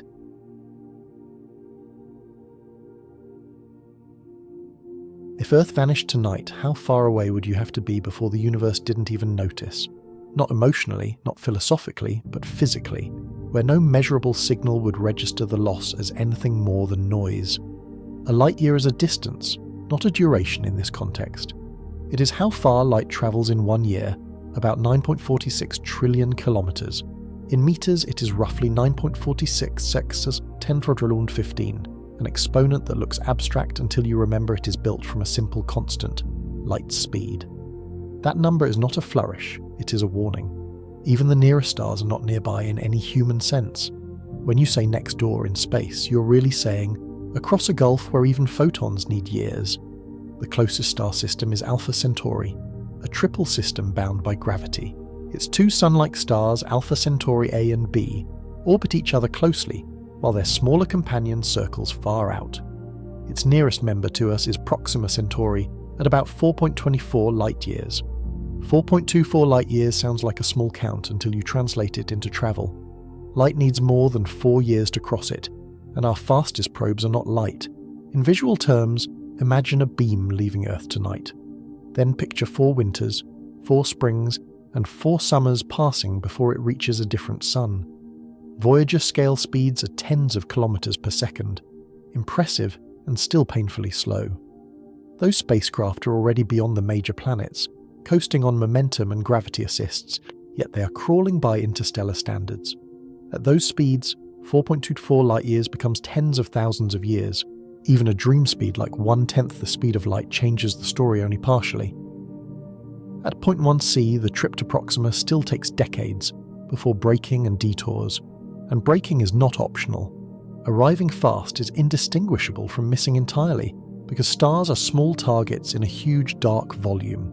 So the neighbourhood is not defined by reach, it is defined by measurement. We cannot visit these stars, but we can map them with geometry and light. The story becomes one of inference, of turning tiny angles and faint spectra into distances, motions, and physical properties. The first tool is parallax, the oldest distance trick in astronomy. It uses Earth's orbit as a baseline, turning a year into a measuring stick. The method is ancient in concept, but it only became powerful when telescopes and detectors learned to measure angles that human eyes never could. As Earth moves from one side of the Sun to the other, nearby stars shift slightly against the far background. The shift is tiny, but it is pure geometry. It is the same reason your finger seems to jump when you alternate eyes. Except in astronomy, the finger is a star, and the jump is a fraction of a degree. Parallax is gentle because it matches intuition. Hold out a thumb, close one eye, then the other, and the thumb jumps against distant scenery. In the sky, the baseline is 2 astronomical units across, twice the Earth-Sun distance, so the effect is small but clean. In the sky, the jump is measured in arcseconds, fractions of a degree. 1 degree is sliced into 60 arc minutes, and each arc minute into 60 arc seconds, until the numbers become delicate. For most stars, the shift is smaller than a human hair seen at arm's length. The parsec is defined from this method, because astronomers prefer a unit tied to the measurement. 1 parsec is the distance where parallax is 1 arc second. The name itself is a compressed sentence. Parallax of 1 arc second, turned into a single word for practical work. 1 parsec is about 3.26 light-years, close to Proxima's distance scale. It turns angles into distances without extra conversion steps. When you work in parsecs, the geometry stays visible. An angle becomes a distance as if the universe is cooperating with your math. Parallax has limits because the angles shrink with distance. Beyond a few thousand light-years, the shift becomes too small for most instruments. The stars are still there, but the baseline of Earth's orbit becomes too short, like trying to measure a mountain's width with a ruler held at arm's length. That is why precision astrometry matters, and why Gaia is a turning point. Gaia measures positions and motions for more than 1 billion stars. It does this from a stable orbit near the Earth-Sun L2 region, scanning the sky repeatedly and building accuracy through repetition. Gaia's power is not a single number, it is a network effect. When distances and motions are measured together, the Milky Way becomes a kinematic map. Each star becomes a data point with a location, a drift, and a history implied by its trajectory. Proper motion is the second part of the local story. Stars are not fixed points, they drift across the sky as they orbit the galaxy. The movement is slow to the eye, but over decades it becomes measurable. Tiny vectors drawn on a star chart like arrows on a weather map. Some nearby stars show large proper motions because they are close, not because they are fast. Their apparent drift is a perspective effect, like nearby trees sliding past. A distant mountain seems still while the roadside blurs, even if both are part of the same landscape. Radial velocity completes the 3D motion, measured by Doppler shifts in spectral lines. When a star moves toward us, its lines shift slightly toward blue, and when it moves away, they shift toward red. Combine proper motion, distance, and radial speed, and you get a true space velocity. Spectra do more than measure motion, they reveal physical identity. A star's light is split into wavelengths, and its absorption lines act like fingerprints. Dark lines appear where atoms and molecules absorb specific energies: hydrogen, calcium, sodium, each leaving a signature that can be recognized across space. From spectra, we infer temperature, composition, surface gravity, and rotation. Line widths can hint at pressure and turbulence, while line splitting can reveal magnetic fields through subtle effects. The neighborhood stops being a scatter of points and becomes a census of types. Hot and cool, young and old, calm and active. Here the first surprise is how many stars we never see. The naked eye sky is biased toward bright stars, and brightness is not the same as abundance. Our eyes evolved for daylight and nearby firelight, not for counting faint red suns scattered through a cold vacuum. Red dwarfs dominate the local population by far. They are small, cool, and long-lived, and most are too dim to see without instruments. Many burn their fuel so slowly that they can shine for trillions of years, longer than the universe has existed so far. The sky hides them because our eyes have limits, and because distance punishes faint light. Brightness falls with the square of distance, so doubling the distance quarters the light. A tiny star can be nearby and still vanish into the background, especially when its light is shifted toward red wavelengths our night vision handles poorly. This changes the emotional picture of the night sky. What looks like a sparse canopy is actually a crowded volume, with most members invisible. The darkness between visible stars is not empty of stars. It is empty of stars bright enough for our biology. Our local neighbourhood includes familiar names, but the names mislead. Sirius is bright because it is close and luminous, while many closer red dwarfs are unseen. Sirius also has a faint white dwarf companion, an ember of a once larger star, hinting that even nearby systems can be complex. Barnard's star is a classic nearby example with high proper motion. It reminds us that the sky is not a still painting, it is a slow choreography. If you could speed up time, Barnard's star would streak across constellations like a bead sliding on a wire. The next correction is about constellations, because they are the oldest map we carry. Constellations are projections, not physical groupings. They are patterns drawn by a mind that prefers stories and outlines, even when the underlying geometry refuses to cooperate. Stars that appear adjacent can be separated by tens or hundreds of light years.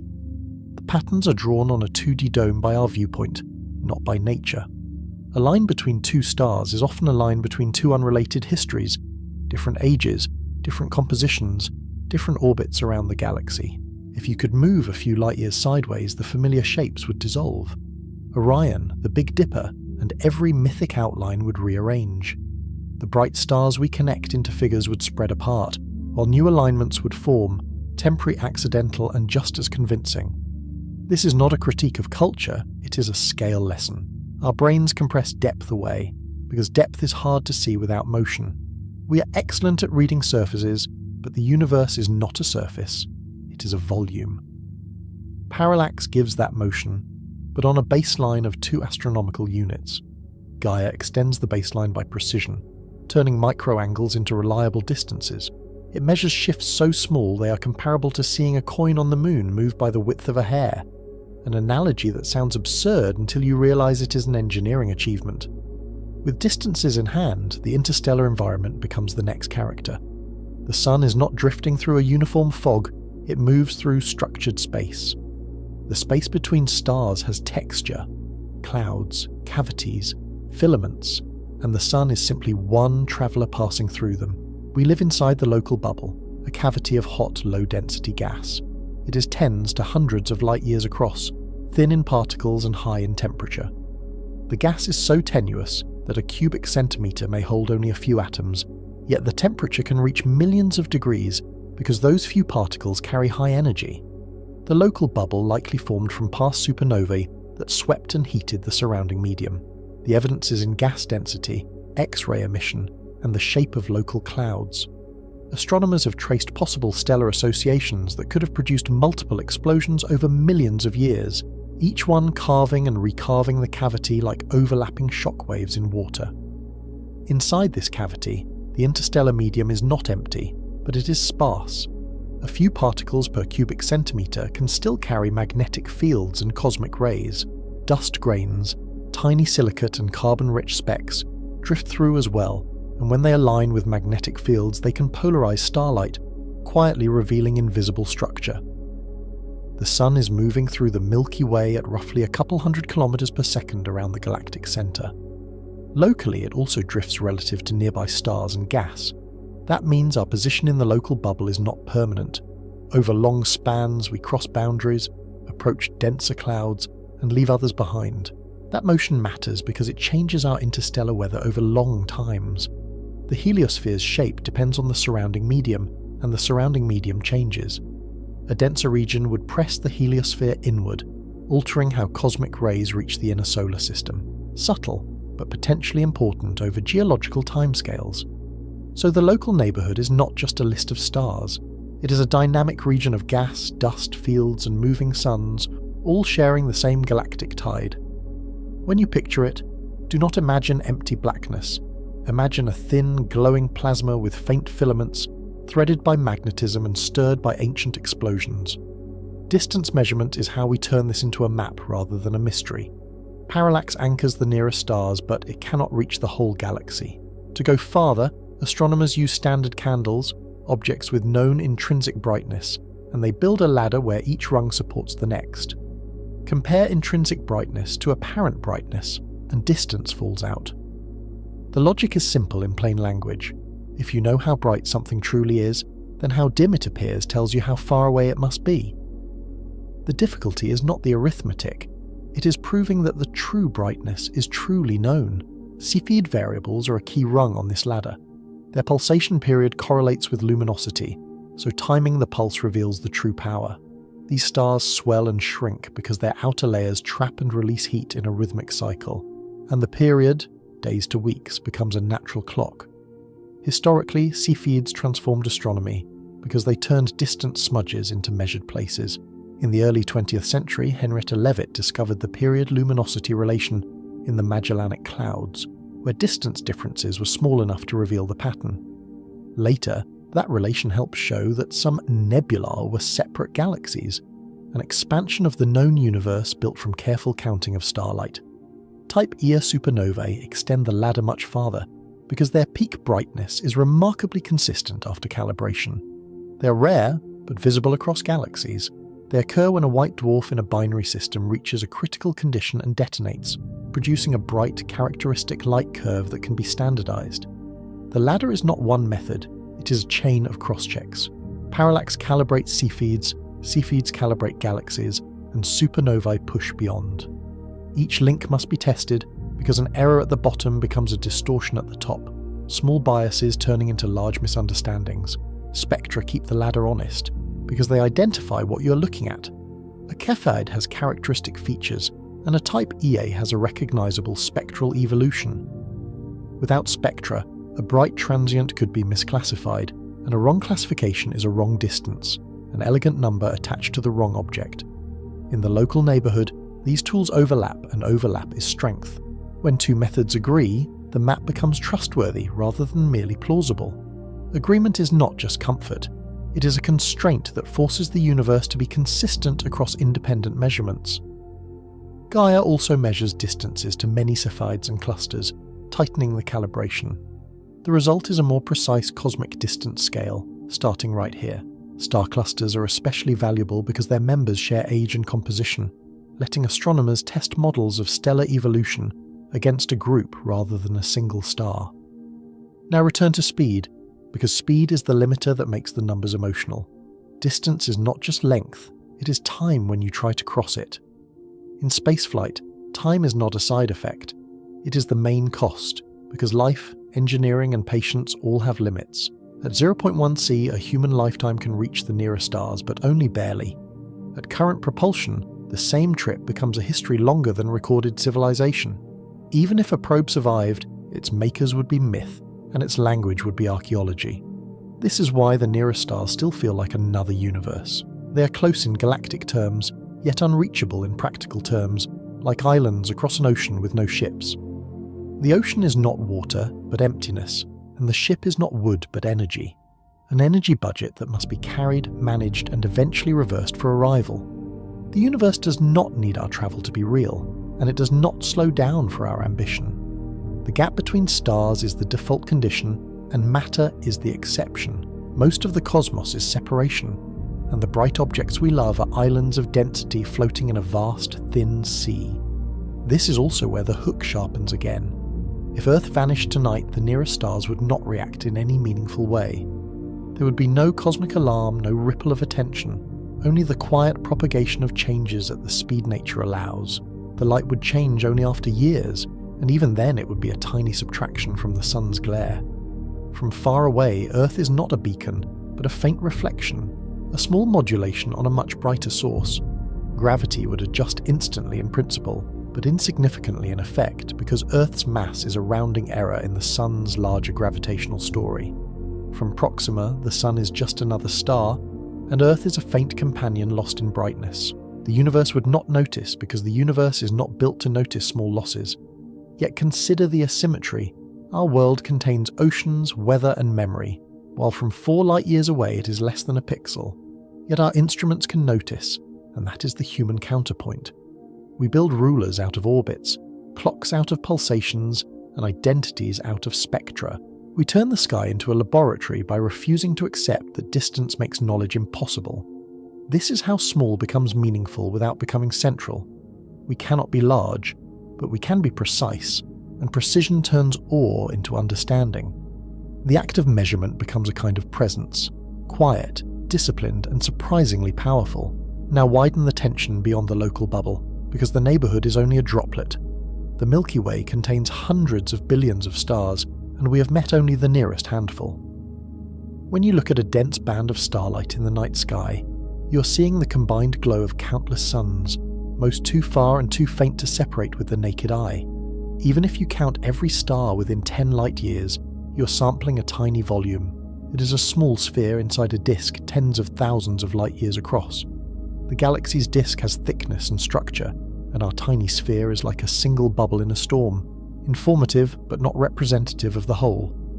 The local map is a comfort and a warning. It shows that the galaxy is not a smooth glow, but a structured system with motion, history, and scale beyond intuition. Comfort, because the nearest region can be named and measured. Warning, because the measured region is vanishingly small compared to what remains. So this chapter ends with a pivot outward. We have learned to measure nearby stars, and measurement is the bridge from inside view to outside view. The techniques that work here, parallax, motion, spectra, calibrated brightness, become the foundation for the next step, where the Milky Way itself must be treated as an object. Next, we stop treating the Milky Way as a sky we live under. We begin treating it as an object with shape, size, and spiral structure, seen as a whole. That shift is subtle but profound, like realizing you're not under a ceiling but inside a vast rotating city of stars. The central question stays with us as the frame expands. Earth is physically tiny and cosmically unimportant, yet it is where the universe becomes aware of itself. How far does awareness travel, and how much of the universe remains forever unobserved, existing without witness yet no less real? A mapped neighbourhood does not make us larger, but it makes us less lost. Vastness can feel like insignificance, or it can feel like peace, depending on how well we can name it. And naming in science is not a claim of ownership, it is a claim of understanding, earned one careful measurement at a time.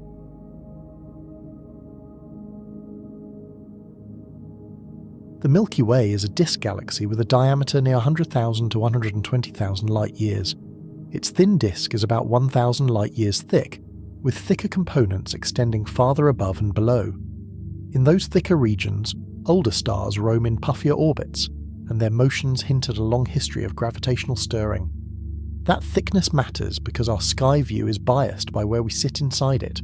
Looking along the disk, we stare through crowded layers of stars, gas, and dust. Looking out of the disk, the sky thins quickly, and the galaxy reveals itself as a flattened system rather than a uniform sphere. Dust is not a minor detail at this scale because it blocks visible light across long paths. The bright band we call the Milky Way is partly what shines through and partly what is hidden. Invisible light, dark lanes cut across the glow like ink in water, cold clouds silhouetted against a background of billions of suns. Those grains are tiny, often comparable in size to the wavelength of visible light, which makes them efficient at scattering and absorbing it. In plain terms, the galaxy is foggy, and our eyes are tuned to the very colour that fog blocks best. The result is a sky that lies by omission, turning whole spiral segments into blank spaces. So we learn the galaxy by using wavelengths that dust cannot easily stop. Radio and infrared become our way to see through the disk and to map structure from within. The visuals change with the wavelength. Where visible light shows a milky smear, infrared reveals a dense river of stars, and radio draws a ghostly skeleton of gas. Infrared surveys trace older stars in the bulge, revealing a central concentration we cannot see directly. Because cooler stars emit strongly in infrared, these maps emphasize the long-lived population that carries the galaxy's mass and memory. In the best infrared images, the center is no longer a mystery, just a crowded, reddened metropolis. Radio surveys trace gas, and gas outlines the skeleton of spiral structure. In radio, the galaxy becomes a set of arcs and filaments, as if someone traced coastlines on a dark ocean. Those arcs are not decorative, they are the raw material for future stars moving under gravity and pressure. A key tool is neutral hydrogen, the most common element in the interstellar medium. Its 21-centimeter emission line lets us map hydrogen across the galaxy, even through heavy dust. The physics is exquisitely specific. A subtle spin-flip transition in hydrogen's electron changes the atom's energy, releasing a photon at that wavelength. That transition is rare for any single atom, but the galaxy contains so much hydrogen that the combined signal becomes loud. Radio telescopes collect it like rain in a basin, and the sky fills with a faint structured hiss. When we turn that hiss into a map, the Milky Way stops being a mythic band and becomes a measurable object. By measuring Doppler shifts of that 21-centimeter line, we infer gas motion around the center. Motion becomes geometry, and geometry becomes a map, even when our viewpoint is trapped inside the disk. The technique is not perfect. Distances can be ambiguous along certain lines of sight, but it is powerful enough to outline the galaxy's rotating form. This is the first major shift in stakes for the central question. Earth is not just small compared to the Sun, it is small compared to a system tens of thousands of light-years wide. Even the solar system, which once felt like the whole stage, becomes a minor district in a city too large to see at once. Our address inside that system is specific, and it is not near the middle.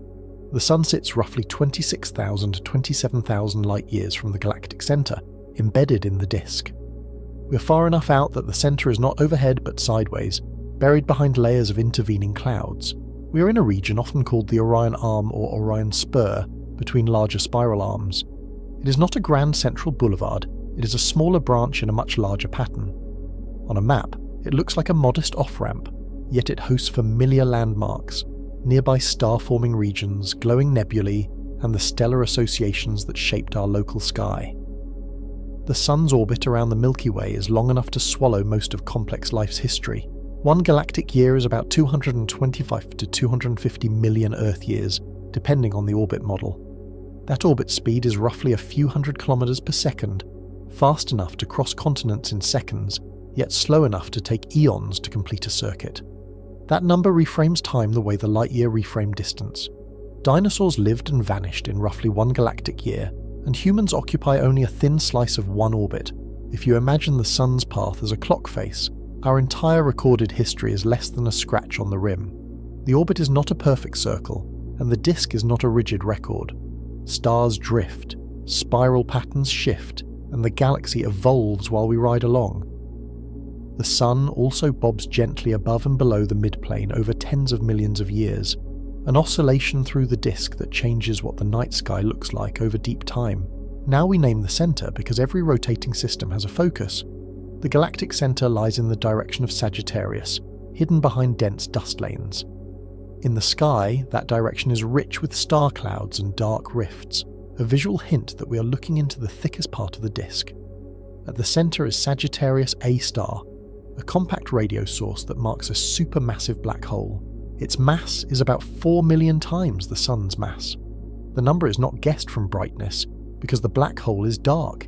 It is inferred from the speed of nearby stars, moving as if around an invisible anchor.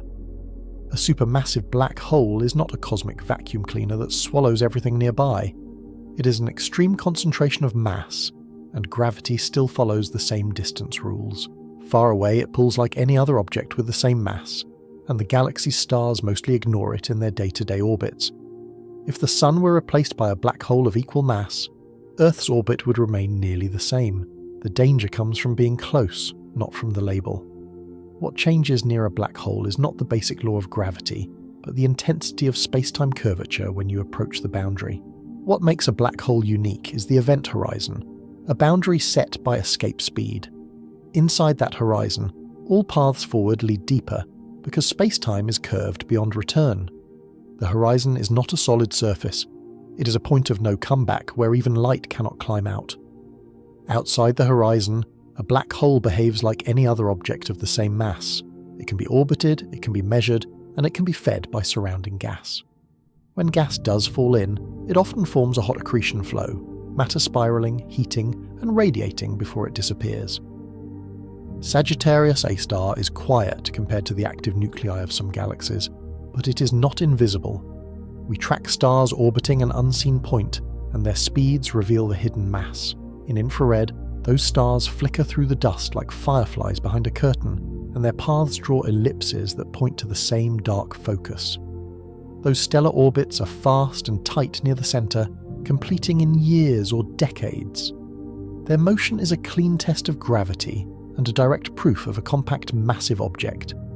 Historically, this was a turning point, an era when black holes moved from theory to measurement, with data tracing the invisible as confidently as ink traces a signature. The centre is also a crowded environment with strong tides, dense star fields, and turbulent gas. It is not where most stars live, but it anchors the galaxy's rotation. The region is noisy in many wavelengths, filled with magnetic fields, shock fronts, and clouds that collide and shear under competing forces. From our distance, the centre is not a place we can visit, but a place we can model. Radio interferometry and infrared imaging combine to resolve structure through the dust. Arrays of telescopes work together like a single giant dish, linking signals across distances to sharpen detail that one instrument could never achieve. Now we step outward from the centre to the galaxy's architecture, because the Milky Way is not just a disk. It has a central bulge, a bar-like structure, and spiral arms traced by gas and young stars. The bar matters because it can funnel gas inward, reshaping star formation and feeding the central environment over long spans of time. Spiral arms are where popular intuition often fails, because they look like fixed material bands. In many models, arms are patterns, not permanent collections of the same stars. The stars you see in an arm today may drift out later, while new stars light up the same region, keeping the pattern visible. A useful idea is the density wave, where a spiral pattern moves through the disk like a traffic jam. Stars and gas enter the denser region, slow and compress, then move on. The jam is not made of the same cars, and the arm is not made of the same stars, yet the shape persists because the conditions repeat. Compression matters because gas responds by forming new stars. The arms become star formation zones, bright with short-lived blue stars and glowing nebulae. Those blue stars burn hot and fast, and because they die young, their presence marks places where starbirth is recent, not merely where stars happen to be.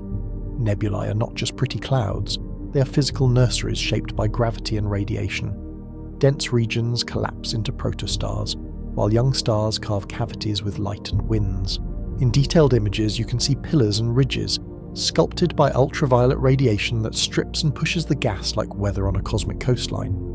Inside the densest clumps, molecules form, temperatures drop, and gravity gains the advantage. The collapse can fragment into clusters, producing dozens or thousands of stars at once, each with its own disk of leftover material. Some of those disks will build planets, and a few will have the chemistry to ask questions later. This connects back to earlier chapters about the Sun as a fusion engine and the Heliosphere as a bubble. Every star begins in a cloud, and every star later shapes its surroundings. The same process that once ignited our Sun still runs across the galaxy, turning cold gas into light, heat, and new sources of gravity. The galaxy is therefore a factory and a graveyard at once. It forms stars from gas and returns gas through winds, planetary nebulae, and supernova explosions. Even gentle stars contribute, shedding outer layers late in life, while massive stars end violently, blasting enriched material into the interstellar medium. Supernovae seed heavy elements, and those elements become planets, oceans, and biology. The atoms in Earth were processed in earlier generations of stars, then mixed into the disk. Iron in blood, calcium in bone, silicon in stone. Each is a record of stellar interiors, written long before Earth had a name. So the central question gains a new layer of meaning. Earth is tiny in the galaxy, yet it is built from the galaxy's long chemical history. The planet is not separate from the Milky Way's story. It is one of its late chapters, assembled from recycled pages. Now we confront mass, because size alone does not tell the full story. The Milky Way's visible mass is stars plus gas and dust, but that is not most of the gravity. When we measure motions, the numbers refuse to match what we can see, as if the galaxy is wearing an invisible coat. A dominant component is the dark matter halo, extending far beyond the luminous disk. Dark matter does not emit or absorb light in the usual way, but it shapes motion. Think of it as a gravitational framework, present everywhere, yet transparent, holding the galaxy together like an unseen scaffolding. We infer dark matter through rotation curves, which are plots of orbital speed versus distance from the centre. If only visible matter existed, outer stars would orbit slower than observed. That expectation comes from basic dynamics. Farther out should mean weaker pull, and weaker pull should mean lower orbital speed. Instead, speeds remain high at large radii, implying extra mass spread through a halo. This simplest reading is unseen matter, providing additional gravity across the galaxy. This insight echoes a broader historical pattern, where anomalies in motion, first in planets, then in stars, forced us to revise what we thought the universe contained. Dark matter is not a convenient patch for one measurement, because it appears in many systems. Galaxies, clusters, and the cosmic web all show gravitational effects that visible matter cannot explain. When we simulate structure formation with dark matter included, the large-scale patterns resemble what telescopes actually observe, a web of filaments and voids. Yet we should be careful about what we claim, because inference is not direct detection. We map its presence through gravity, and we still debate its particle nature. It is a reminder that even at galactic scale, our knowledge is partly a silhouette, an outline drawn by what mass does, not by what it looks like. This is the emotional pivot of the chapter's middle. Even when we account for all the stars we can see, most of the galaxy's mass is invisible to our eyes. The Milky Way, which already dwarfs us in size, also dwarfs us in hidden substance, and that should complicate our confidence. Now we return to the Milky Way's size because the scale contrast must land cleanly. Earth's diameter is about 12,142 kilometers, and the galaxy's diameter is about 100,000 light-years. Both numbers are real, but they live in different mental universes, and we have to translate to feel the gap. Convert 1 light-year to kilometers, and the ratio becomes almost absurd. 1 light-year is about 9.46 trillion kilometers, so the galaxy spans roughly 9.46 times 10 to the 17 kilometers. In a visual, Earth becomes a speck against a line so long it stops being a line and becomes an idea. Earth divided by that span is about 1 part in 70 trillion, near 1.3 times 10 to the minus 14. Even if the exact number shifts, the meaning does not. Ratios like this are why scale graphics often fail. Our brains do not have an everyday category for 10 to the 17. A more intuitive comparison uses time, because time is what our minds can hold. Light crosses Earth in about 0.04 seconds and crosses the Milky Way in about 100,000 years. If you could watch a photon travel, Earth would be a blink, while the galaxy would be a story longer than recorded civilization. That is the same contrast expressed in a different language. Earth is a blink, and the galaxy is a civilization-length delay multiplied by 1,000. And because the galaxy is not empty, that delay is packed with encounters, clouds, stars, and fields that shape what the light becomes along the way. Now fold in our location within that disk, because it sharpens the hook. If Earth vanished tonight, the Milky Way would not register a measurable change in its overall light. Even with perfect instruments, the planet's reflected sunlight is a rounding error, compared to the combined glow of hundreds of billions of stars. The sun would still shine, and the galaxy would still rotate, and the spiral pattern would still sweep on. The loss would be local, profound to us, and essentially negligible to the disk. The nearest evidence would be subtle, an altered spectrum in a tiny patch of sunlight, a missing radio whisper from our technology, a quieting of one biosphere. Even the sun's disappearance would barely affect the galaxy's total mass budget. The Milky Way contains hundreds of billions of stars, and the sun is one ordinary star among them. The galaxy's rotation curve would not flinch, and the dark halo would continue to dominate the gravitational ledger. Yet the story is not only about insignificance, because insignificance is not the whole truth. a tiny world can still be the place where the universe becomes aware of itself. The paradox is sharp. The cosmos does not need us to continue, but meaning is something that only minds can manufacture. So we hold two facts together without forcing them to agree. Earth is physically negligible at galactic scale, and emotionally irreplaceable at human scale. The camera can pull back until we vanish, yet the experience of vanishing is still ours, and that experience is not captured by distance alone. Now we explain how we know the Milky Way's shape at all, because we cannot step outside it. We build an outside view from inside data, using distances, motions, and populations. This is astronomy's recurring trick, turning incomplete perspectives into reliable structure by stacking many independent measurements. Gaia provides a three-dimensional map for a large fraction of nearby stars, including positions and proper motions.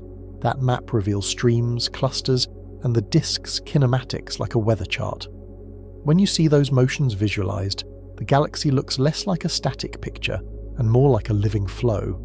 Stars migrating, groups dissolving, and remnants of past mergers stretching into arcs. Star counts across the sky show the disks flattening and the bulges swelling. Extinction maps show where dust hides stars, and infrared surveys fill in what visible light misses. The combination is like doing geography with fog. You infer mountains by the way clouds pile up, and you confirm them when radar cuts through. Radio mapping of hydrogen gives us the gas distribution and the warp of the outer disk. Molecular line surveys trace denser clouds, where star formation is actively underway. These traces do not always agree in fine detail, because gas changes quickly and young stars disperse, but together they outline the same rotating system.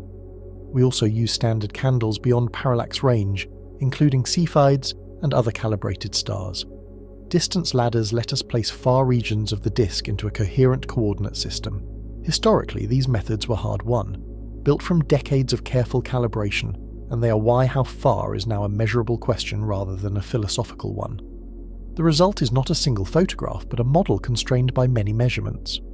Our picture of the Milky Way is an inference stitched from light, motion, and physics. It is a mosaic made from different instruments, different wavelengths, and different assumptions, yet the pieces converge on the same broad form. Now we address a common misunderstanding, because it affects how scale feels. The Milky Way's spiral arms are not rigid spokes you could label like continents. They are regions of higher density and higher star formation, and their boundaries are fuzzy. If you could hover above the disk for millions of years, you would see the pattern persist while the participants change. Different traces show different arm segments, because gas and stars do not align perfectly. Dust lanes often sit on one side of an arm, and bright star clusters on another, reflecting the sequence of compression, collapse, and ignition. That offset is not a flaw, it is evidence that the arm is a process, not a painted stripe. This is why maps of the Milky Way sometimes disagree in detail. We are inside the disk and we reconstruct a complex three-dimensional structure from partial lines of sight. The uncertainty is not ignorance. It is the honest shape of a problem where the observer is embedded in the thing being observed. Yet the broad truth is stable, and it is enough for our scale story. We live in a rotating disk with a central black hole embedded in a massive dark halo. The Milky Way is not a simple wheel, but it is coherent. Gravity holds it, rotation organizes it, and time slowly edits it. Now we widen the emotional lens because the galaxy itself is not the final unit. A galaxy can contain billions of worlds, yet it is still one luminous thread in a larger tapestry. The night sky's band is not the edge of existence, but the edge of our local island of stars. The Milky Way is one member of a small collection called the Local Group. It is gravitationally bound with Andromeda, Triangulum, and dozens of dwarf galaxies. Some of those dwarfs are faint and diffuse, like embers around a campfire, and their disrupted streams show that the Milky Way has grown by accretion over cosmic time. This is the next transition in distance, because intergalactic space is a deeper emptiness than the gaps between stars. The ruler will soon stretch from tens of thousands of light years to millions. Between galaxies there is still matter, thin gas and dark matter filaments, but the density drops so far that the word void begins to feel literal. Andromeda is about 2.5 million light years away, far beyond any travel concept we can currently hold. Even its light is ancient news, leaving when early humans were just beginning to exist. In a clear sky, it appears as a soft smudge, and that faint glow is the combined light of 1 trillion stars arriving as a single wisper. The local group is not static because gravity writes long futures. The Milky Way and Andromeda are moving toward each other, and their eventual merger is a slow, inevitable dance. The collision will not be like billiard balls because stars are so far apart, yet the galaxy's shapes will distort, their gas will compress, and new waves of star formation will flare. That future is far beyond human timescales, but it clarifies what galaxies are. They are not isolated islands. They are participants in larger structures shaped by dark matter and time. Even the Milky Way's spiral elegance is temporary, a phase in a longer evolution that includes encounters, mergers, and reshaping. Now, we close by returning to the hook, because it must evolve with the scale. If Earth vanished tonight, the galaxy would not notice, and the local group would not notice. Only here, on this point in a spiral arm, would the loss be total and immediate. The universe would continue, and the only missing thing would be a place that could say it mattered. That thought is not meant to diminish us. It is meant to locate us, and to make the rarity of perspective feel real. How many other points in this spiral host eyes that can measure the spiral at all? The conclusion theme begins to sharpen as we approach the documentary's climax. Vastness can feel like insignificance, or it can feel like peace, depending on what we do with it. If the cosmos does not revolve around us, then our responsibility is not cosmic importance. It is stewardship of the one place where importance is felt. Next, we step outward from one galaxy to many, and the word distance changes again. The Milky Way becomes a single object among others, and intergalactic space becomes the new void. The camera pulls back until our entire disk is a thin coin of light, and then even that coin becomes one spark in a field. Voyager continues outward in silence-bound motion, still inside the Milky Way's domain. Its fading power is a reminder that our reach is small, even as our maps grow large. The probe is a physical punctuation mark, proof that we can touch the edge of our local bubble, even while the galaxy remains unimaginably wide. We end with a stable address and an unstable feeling. Earth is a point in a spiral, and the spiral is only one thread in a much larger cosmic fabric. And the unanswered question lingers. If a point can think, and the fabric is vast, what does the fabric become when the point goes dark?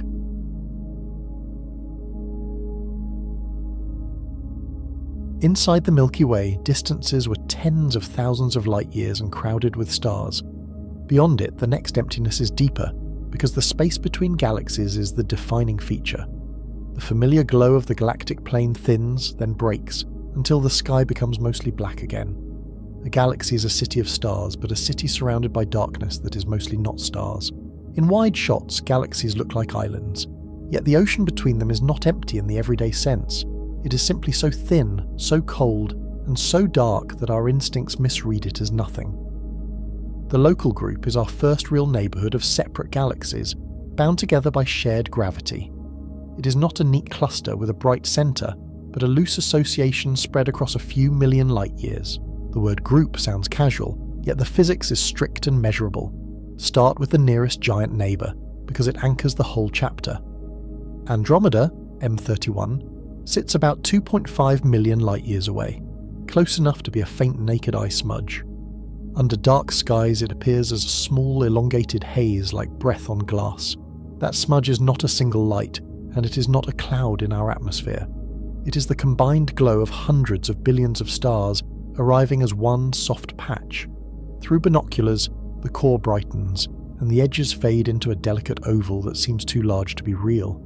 The number matters because it breaks intuition again, and it forces time into the picture. 2.5 million light-years means it's light left when early humans were emerging, long before writing or cities. The photons reaching your eyes tonight began their journey before our species had a name. Andromeda is not just nearby, it is massive, and it shares our dark matter environment. The Milky Way and Andromeda are the two dominant members of the local group. Each sits inside an enormous halo of dark matter that extends far beyond the visible disk. Those halos are not decorative theories, they are demanded by motion. Stars in the outer regions orbit too fast to be held by visible matter alone. The same logic scales up to galaxies themselves, because groups need extra mass to remain bound. Triangulum, M33, is the third large spiral in the group. Smaller but still substantial. It sits roughly 3 million light-years away, and it complicates the group's dynamics. In images, it looks more delicate than Andromeda, with open spiral arms and bright star-forming knots. Around these larger galaxies are dozens of dwarfs, and the count keeps changing with better surveys. Many are faint, diffuse, and easily missed against the sky's background. Some were found only after astronomers learned how to subtract the foreground of Milky Way stars with precision. This is the local group's hierarchy, and it mirrors structure everywhere. Big galaxies host systems of satellites, and those satellites can host even smaller companions. Gravity builds nested systems the way rivers build tributaries, one scale feeding the next. Some dwarfs are irregular and gas-rich, still forming stars in small bursts. Others are spheroidal and gas-poor, shaped by tides and stripped by past encounters. Their shapes are clues, because gas is easy to remove, and stars are harder to rearrange. The Milky Way's own halo is littered with these small neighbours. The Magellanic Clouds are the most obvious, but many satellites are so dim they were found only recently. In deep surveys, they appear as pale overdensities, barely distinct from the background like fog banks in starlight. Streams of stars arc across our halo, and they are not decorative. They are the remains of dwarfs pulled apart, evidence that galaxies grow by accretion. When a small galaxy falls in, tidal forces stretch it, and its stars become a long, coherent ribbon. Those streams preserve memory in their geometry. Their paths trace the Milky Way's gravitational potential, including the invisible part because dark matter shapes the orbits. By mapping the streams, astronomers test whether the halo is smooth, clumpy, or slightly flattened. This is where Chapter 7's dark matter scaffolding becomes more than a local fix. The local group is held together mostly by mass we cannot see, distributed in overlapping halos. The halos interpenetrate, and their combined gravity defines a shared basin. If you only counted visible stars and gas, the group would not bind as strongly as it does. The motions imply a deeper gravity well, shared across the whole neighbourhood.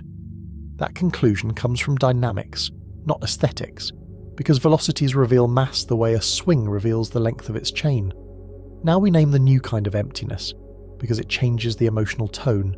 Intergalactic space is not a vacuum of nothing, but its density is so low it feels like one. In the widest shots, the darkness becomes a character, quiet, patient, and vast. Between galaxies, the intergalactic medium holds sparse ions, thin plasma, and traces of heavier elements. Typical densities can be far below 1 particle per cubic meter, depending on region. In plain terms, it is emptier than any laboratory vacuum we can maintain for long. That thinness is why galaxies look isolated, like islands. The ocean is real, but it is almost invisible, and it does not glow unless something energizes it. When it does glow, it is often in ultraviolet or X-rays, outside human vision, revealed only by instruments. Even so, that medium matters, because it carries heat, magnetic fields, and the memory of feedback. Outflows from galaxies seed it with metals, and shocks can warm it over time. Those metals, carbon, oxygen, iron, are the chemical fingerprints of earlier generations of stars. The local group is therefore not just a list of objects, but a shared environment. It is a low-density basin inside a larger cosmic landscape. In simulations, you can watch matter flow along faint filaments, feeding galaxies slowly, like groundwater feeding springs. Now we confront a paradox that grows with every chapter. The universe expands, yet some structures do not because gravity can overcome expansion when matter is bound tightly enough. The trick is that expansion is not a force that pulls things apart locally. Cosmic expansion is not an explosion through space. It is the stretching of space itself on large scales. It dominates between unbound systems, but it does not tear apart what is gravitationally bound. The atoms in your body do not expand, and neither do the orbits inside a stable galaxy. The local group holds together because its internal gravity wins locally. Its galaxies orbit a common centre of mass, and their mutual pull resists the Hubble flow. Think of it as a small eddy in a river, where local currents override the downstream drift. This is a scale lesson with a sharp edge. Expansion sets the background, but gravity writes the local story. The boundary between them is part of what defines cosmic structure. It is not a line you can draw with a ruler, but a region you infer from motions. Now we return to Andromeda, because it is where future time enters the chapter. The Milky Way and Andromeda are approaching each other at about 110 kilometers per second. That number sounds fast, yet over intergalactic distance it is a slow, inevitable closing. That speed is measured by Doppler shifts in spectral lines and by careful motion studies. It is not a guess, and it turns the local group from a static map into a forecast. Spectra act like barcodes, and their tiny shifts reveal motion along our line of sight. The forecast is slow, but it is not optional. In roughly 4 to 5 billion years, the Milky Way and Andromeda will likely merge into one larger galaxy. The timescale is comparable to the Sun's remaining main sequence lifetime, which adds a quiet symmetry to the story. Call it a collision, but not in the everyday sense. Stars are separated by such vast distances that direct star-star impacts are extremely unlikely. Most stars will pass by one another like grains of sand drifting in a cathedral. The real violence is gravitational, and it acts on whole systems. Tidal forces distort disks, fling long tails of stars and rearrange orbits on enormous scales. In visual terms, the spirals stretch, twist, and briefly bloom into arcs that span hundreds of thousands of light years. As the galaxies interpenetrate, their dark matter halos merge first, because halos are large and diffuse. The visible disks follow, responding to a changing gravitational field that never settles quickly. Each close passage pumps energy into stellar orbits, thickening the disks and loosening their spiral order. Gas behaves differently than stars, and that difference drives the visible drama. Gas clouds can collide, compress, and trigger bursts of star formation. Where gas piles up, new clusters ignite, and the merged system can light with blue, short-lived stars. Some gas will funnel inward, feeding central regions and possibly brightening the galactic nuclei. The merger can also heat and disperse gas, reducing later star formation.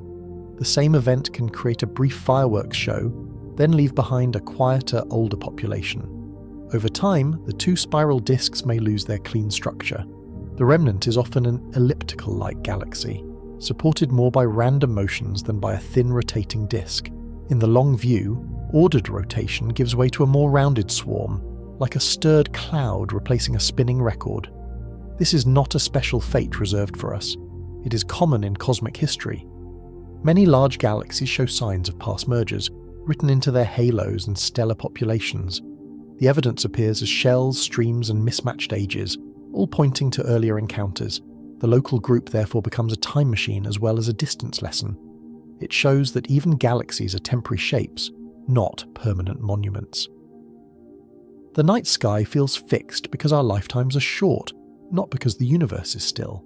Now we connect the merger to the central question, because context is a form of smallness. Earth is not only small in size, it is small in narrative weight at these scales. When we zoom out far enough, even the Sun becomes a minor detail in a much larger ledger. If Earth vanished tonight, the Milky Way's mass budget would barely change. The local group's dynamics would not measurably shift because a planet is negligible in the ledger. The loss would matter to life, but gravity would not flinch. Even the Sun's disappearance would be a rounding error in the group's total mass. The group's gravity is dominated by galaxies and their dark matter halos. The Milky Way alone contains on the order of 1 trillion solar masses when dark matter is included. Yet the hook is not only about gravity, it is about noticeability in any signal. At Andromeda's distance, Earth is not a dot, it is less than a whisper. Our brightest signatures are overwhelmed by the glare of our own star. Its reflected light is buried in the Sun's glare, and its radio leakage fades into noise. The universe does not register our absence as an event, except where minds were present. That is the unsettling pivot. Significance is not guaranteed by scale. Now we explain how we know these distances at all, because parallax cannot reach this far. Beyond a few thousand light years, we need the distance ladder. Each rung depends on objects whose true brightness we can infer, then compare to what we observe. Cepheid variables are one key rung because their pulsation period reveals their intrinsic luminosity. Measure the period, compare true brightness to apparent brightness, and distance follows. The physics is stellar structure made visible, because pulsation tracks temperature, opacity, and size in a repeating cycle. This method matters historically, because Cepheids turned spiral nebulae into external galaxies. It was one of the steps that expanded the universe from one island to many. In the early 20th century, the debate was fierce because the scale of the cosmos was still an open question. Henrietta Leavitt's work on variable stars provided the crucial relation between period and luminosity. Later, Edwin Hubble used Gehefeids to place Andromeda far beyond the Milky Way, settling the island universe idea. The shift was not just scientific, it was philosophical, because it multiplied the universe overnight. Gaia strengthens this rung by measuring parallaxes to nearby Cepheids and clusters. Better calibration means smaller systematic errors when we push the ladder outward. When the base is firmer, every higher rung becomes more trustworthy, and the cosmic map stops wobbling. Type Ia supernovae extend the ladder farther, because their peak brightness can be standardized after correction. They are rare, but bright enough to be seen across many galaxies. A single exploding star can briefly outshine its host galaxy, which is why it becomes a beacon across deep space. The ladder is a chain of crosschecks, not a single trick. Parallax anchors Cepheids, Cepheids anchor galaxies, and supernovae push into the wider cosmos. Other methods overlap as well, and that overlap is the point, because agreement is how distance becomes knowledge. This is also where uncertainty becomes a character, because every rung carries error bars. If the bottom is biased, the top becomes distorted, and the map of the universe shifts. Even small percentage errors become enormous when the distances are measured in millions of light years. Yet the ladder works because it is redundant and testable. Different methods overlap, and agreement across methods is how astronomy earns confidence at extreme distance. When methods disagree, the tension becomes productive, because it forces better calibration and better physics. Now we return to the local group's shape, because membership is not just a count. It is a gravitational topology, with satellites clustered around the two giants. In a wide visualization, you can see two dominant hubs, with smaller points swarming around each. Many dwarfs orbit the Milky Way, and many orbit Andromeda. Some may be on first infall, and some are long-term companions shaped by repeated passages. Their star formation histories often show bursts and gaps, as if the environment periodically squeezed them and then starved them. Triangulum may be bound to Andromeda, or it may be on a more complex orbit. Its motion helps constrain the group's total mass and the distribution of dark matter. Even a modest galaxy becomes a test particle, revealing the invisible field it moves through. The group also contains isolated dwarfs, not clearly attached to either giant. Their positions and velocities help define the group's boundary against the expanding universe. They are the outskirts, where the tug of the group competes with the general stretching of space. That boundary is not a wall, it is a region where gravity and expansion compete. Inside, orbits remain bound, and outside, the Hubble flow gradually wins. The transition is subtle, and it depends on the total mass, including dark matter, not just what we can photograph. Now we deepen the emptiness again, because it is the chapter's main sensory shock. Between stars, the interstellar medium still has clouds, dust, and frequent radiation sources. Even in the gaps there is structure, and there are landmarks. Between galaxies, even those markers thin out and the distances jump by orders of magnitude. The local group is measured in millions of light years, not tens or hundreds. If you could place the Milky Way on a table, Andromeda would be in another city, and the space between would still be mostly nothing you could touch. This is where earlier chapters' lessons about travel become emotionally sharp. Voyager is still inside the Milky Way, and will remain inside it for tens of thousands of years. Its speed is impressive by human standards, yet it is almost still against galactic scales. The probes will go silent long before they approach another star, and far longer before any intergalactic crossing.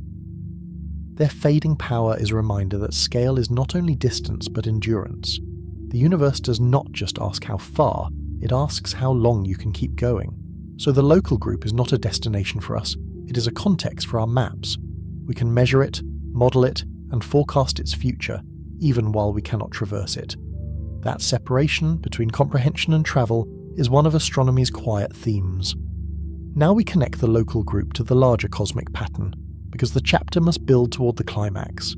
Even this neighbourhood is small, and beyond it the universe becomes a web. The sky that looked crowded inside the Milky Way becomes sparse again, then crowded again on a larger scale.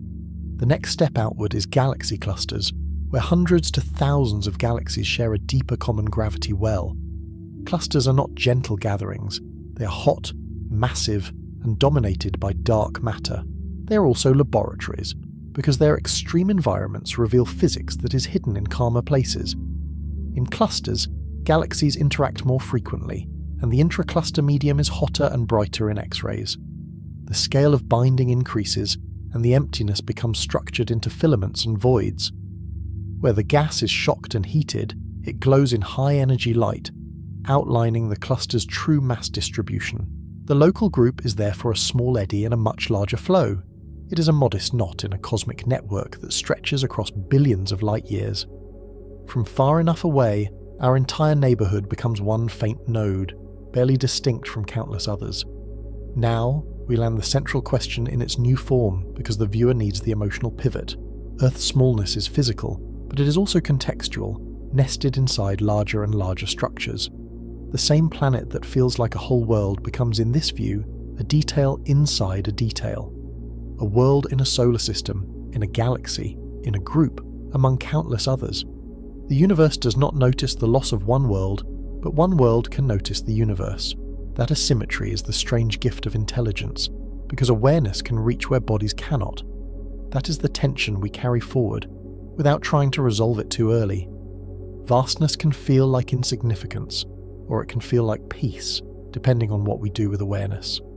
When you look at Andromeda's smudge, you're seeing both distance and time, and you're also testing your place in the story.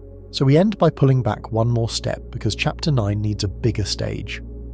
The local group fades into a field of groups and clusters, and the map begins to look like a web. Points become patterns and patterns become structure, as if the universe has a hidden architecture.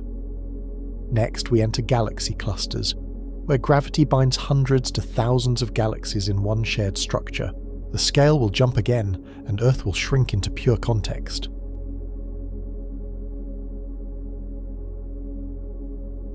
The question is a ruler, and it is also a test of what importance means in physics. A galaxy cluster is not a casual gathering, because gravity has to win at larger distance. Typical clusters span a few million light-years and hold hundreds to thousands of galaxies. They are the first places where the universe looks like it has cities, not just towns. In wide-field images, clusters read as crowded skies, with elliptical galaxies glowing like embers and spirals scattered like thrown sparks. But the galaxies are only part of the mass, and not even the dominant visible component. Clusters are filled with hot intracluster gas, thin but enormous, heated to tens of millions of degrees. This plasma is so diffuse that it would qualify as near vacuum by laboratory standards, yet it outweighs the stars when you total it up. The heat comes from gravitational infall, matter converting potential energy into motion, then into temperature through shocks. That gas shines in X-rays, which is why clusters reveal themselves in high-energy light. In optical images you see galaxies, but in X-rays you see the cluster's atmosphere. The visual shift is dramatic. The crisp points of starlight fade, and a ghostly cloud-like glow fills the space between galaxies. It is the same cluster, but now you are seeing the gravitational well made visible through hot, trapped gas. The intracluster medium matters because it is a record of collisions and infall.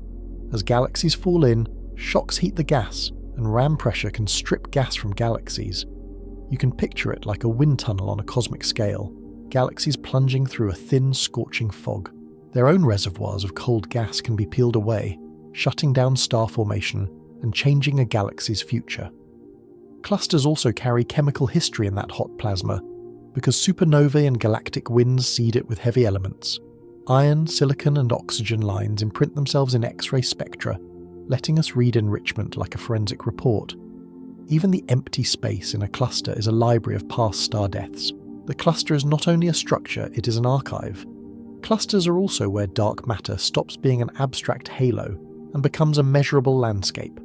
Gravitational lensing bends background light, tracing mass where no light is emitted. In deep images, distant galaxies appear subtly stretched into arcs, as if the sky were being pulled like fabric. The distortion is small, but it is systematic, and it points to mass that cannot be seen directly. This is the next escalation of the central question, because Earth's scale is now compared to structures millions of light-years wide. A planet is not just small, it is dynamically irrelevant in these ledgers. Even the combined mass of every planet in the Milky Way would not register against a cluster's gravitational budget. The hook is not an insult, it is a calibration. Our nearest major cluster landmark is Virgo, a gravitational reference point in our local universe. The Virgo cluster lies roughly 50 to 65 million light-years away, depending on method and definition. In the sky, it occupies a broad region, not a single pinprick, and its influence is felt through motion more than appearance. It is close enough to matter, yet far enough to feel like a different neighbourhood. Virgo is not a single object, but a complex region with subclusters and ongoing assembly. It sits like a nearby mountain range in the cosmic landscape, shaping motions around it. Some galaxies are falling in for the first time, while others have looped through the core and been transformed. The cluster is still forming because the universe is still working. The local group is not isolated, and it does not drift randomly through space. It is part of a broader environment of groups, filaments, and nearby concentrations that tug on it. Our Milky Way and Andromeda are bound to each other, but they are also passengers in a larger gravitational weather system. The sense of stillness we feel is local. Beyond it, the map is moving. When we measure galaxy velocities, we separate two kinds of motion that look similar at first. There is the Hubble expansion, and there are peculiar velocities caused by local gravity. The expansion is the baseline, a general stretching of space that increases with distance. Peculiar motion is the deviation, the extra drift that reveals where mass is pulling harder than average. Peculiar velocity is the difference between what expansion predicts and what a galaxy actually does. It is the signature of gravitational basins because matter falls toward mass concentrations. In practice, this means a galaxy can be moving away overall while still sliding sideways or even slightly inward relative to the expanding frame. The universe is not only growing, it is also flowing. This is where the map becomes a flow field instead of a list of objects. Galaxies move along curved trajectories, like water responding to a hidden slope. The analogy is imperfect because space is expanding, but the intuition holds. Mass shapes the routes that other mass tends to follow. A static atlas becomes a dynamic chart. Now we introduce a key idea for this chapter, because it changes how structure is defined. Cosmic flow lines are inferred paths of motion, showing where galaxies stream towards shared attractors. When you visualize them, they resemble streamlines in fluid dynamics, threading through space and converging into deeper wells. The lines are not drawn by hand, they're extracted from data. Flow lines reveal basins of attraction, regions where many galaxies' motions converge. These basins define superclusters more physically than simple sky boundaries or catalogue names. Instead of saying, these galaxies look near each other, we ask, are they moving as part of the same gravitational drainage? The definition becomes dynamical, and therefore more meaningful. A supercluster is not always a bound object like a cluster, because expansion competes at that scale. It is often a coherent region of flow, a watershed in the cosmic terrain. Some parts may eventually collapse, while other parts will slowly separate as the universe accelerates. The supercluster is real, but it is not always permanent. This is the moment where the universe stops feeling like scattered islands and starts feeling like architecture. The large-scale structure has shape, and that shape is not decorative. It encodes the initial conditions of the early universe and the long work of gravity over billions of years. The pattern is a fossil, still alive. Now we name our home structure, because it is the chapter's centerpiece and the ore peak. The Milky Way resides within the Laniakea supercluster, identified through cosmic flow mapping. The name is recent, but the structure is ancient, and the recognition came from better measurements rather than a sudden change in the sky. We did not move into Laniakea. Our understanding did. Laniakea is vast, roughly 500 million light-years across in its defined flow region. It contains on the order of 100,000 galaxies, including our local group as one small tributary. In a visualization, the Milky Way becomes a single speck on a filament, and that filament becomes a strand in a much larger braid. The scale is so large that even clusters feel like neighborhoods. The name means immense heaven, but the key is the physics behind the label. Laniakea is defined by where galaxies flow, not merely where they appear close on the sky. That distinction matters because projection can lie. Two galaxies can look adjacent while being separated by enormous depth. Flow, by contrast, is a clue to shared gravitational context. Its heart is associated with a gravitational basin near the Great Attractor region. The details are complex, but the core idea is simple, and it is measurable. Something massive, mostly dark matter, creates a broad pull that organises motion across tens of millions of light years. We do not need to see the mass directly to feel its influence in the velocities. We infer the basin by mapping distances and velocities across many galaxies. Redshift gives recession speed, distance indicators give true distance, and the difference yields peculiar motion. This is delicate work because distance is the hard part of astronomy, and small errors can blur the flow. Yet when enough measurements accumulate, the pattern sharpens into a coherent field. This is why surveys and catalogues matter as much as telescopes' raw power. Structure emerges when you measure many points precisely, then let patterns appear statistically. The history here is worth noticing. Astronomy moved from sketching shapes to computing fields. The modern map is not only a picture, it is an inference. Now we place the Milky Way inside this flow, because location is the emotional engine of scale. Our galaxy is not drifting in a featureless void, it is carried within a larger current. The night sky feels fixed, but our entire region is in motion relative to the cosmic average. We're inside a river whose banks are made of gravity. The local group sits on the outskirts of the Virgo region, and within Laniakea's broader flow. Our motion relative to the cosmic microwave background reflects these combined gravitational pulls. The cosmic microwave background is the universe's oldest light, and it provides a reference frame that is almost eerily universal. When we see a dipole pattern in that background, we are seeing our own motion written onto the sky. The hook sharpens here because noticeability becomes almost absurd at this scale. If Earth vanished tonight, nothing about these flows would measurably change, not even in principle. The Earth's mass is too small and its gravitational reach too local to alter the trajectory of a galaxy, let alone a basin. The universe would not correct its motion, because there would be nothing to correct. Even if the Sun vanished, the change would be negligible in a supercluster of 100,000 galaxies. Gravity at this scale is a sum of enormous masses, dominated by dark matter. The Sun matters profoundly to us, but to Laniakea it is less than a rounding error. The hook is now a statement about bookkeeping.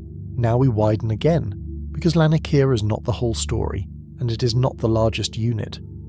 Superclusters connect to other superclusters through filaments, and the map becomes a web. The visual language changes again, no longer clusters as islands, but strands and junctions spanning the dark. The universe begins to resemble a living network. The cosmic web is the universe's large-scale structure, built from filaments, nodes, walls, and voids. Galaxies are not sprinkled uniformly, they trace these features like lights on wiring. In a deep survey slice, the pattern looks almost biological, as if the cosmos grew nerves and arteries. Yet it is simply gravity acting on initial irregularities. Nodes are dense intersections where clusters form and merge. Filaments are elongated bridges of galaxies and gas, feeding nodes over billions of years. Along a filament, galaxies are not evenly spaced. They gather in groups, then thin out, then gather again. The filament is a highway, but it is also a construction site. Walls are broader sheets, where filaments align and create extended surfaces of structure. Voids are the complementary spaces, enormous regions with far fewer galaxies than average.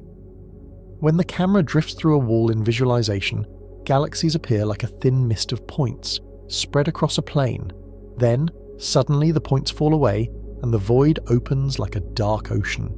The web is not a metaphor, it is a prediction and an observation. Simulations of structure formation produce a web, and large redshift surveys reveal the same pattern.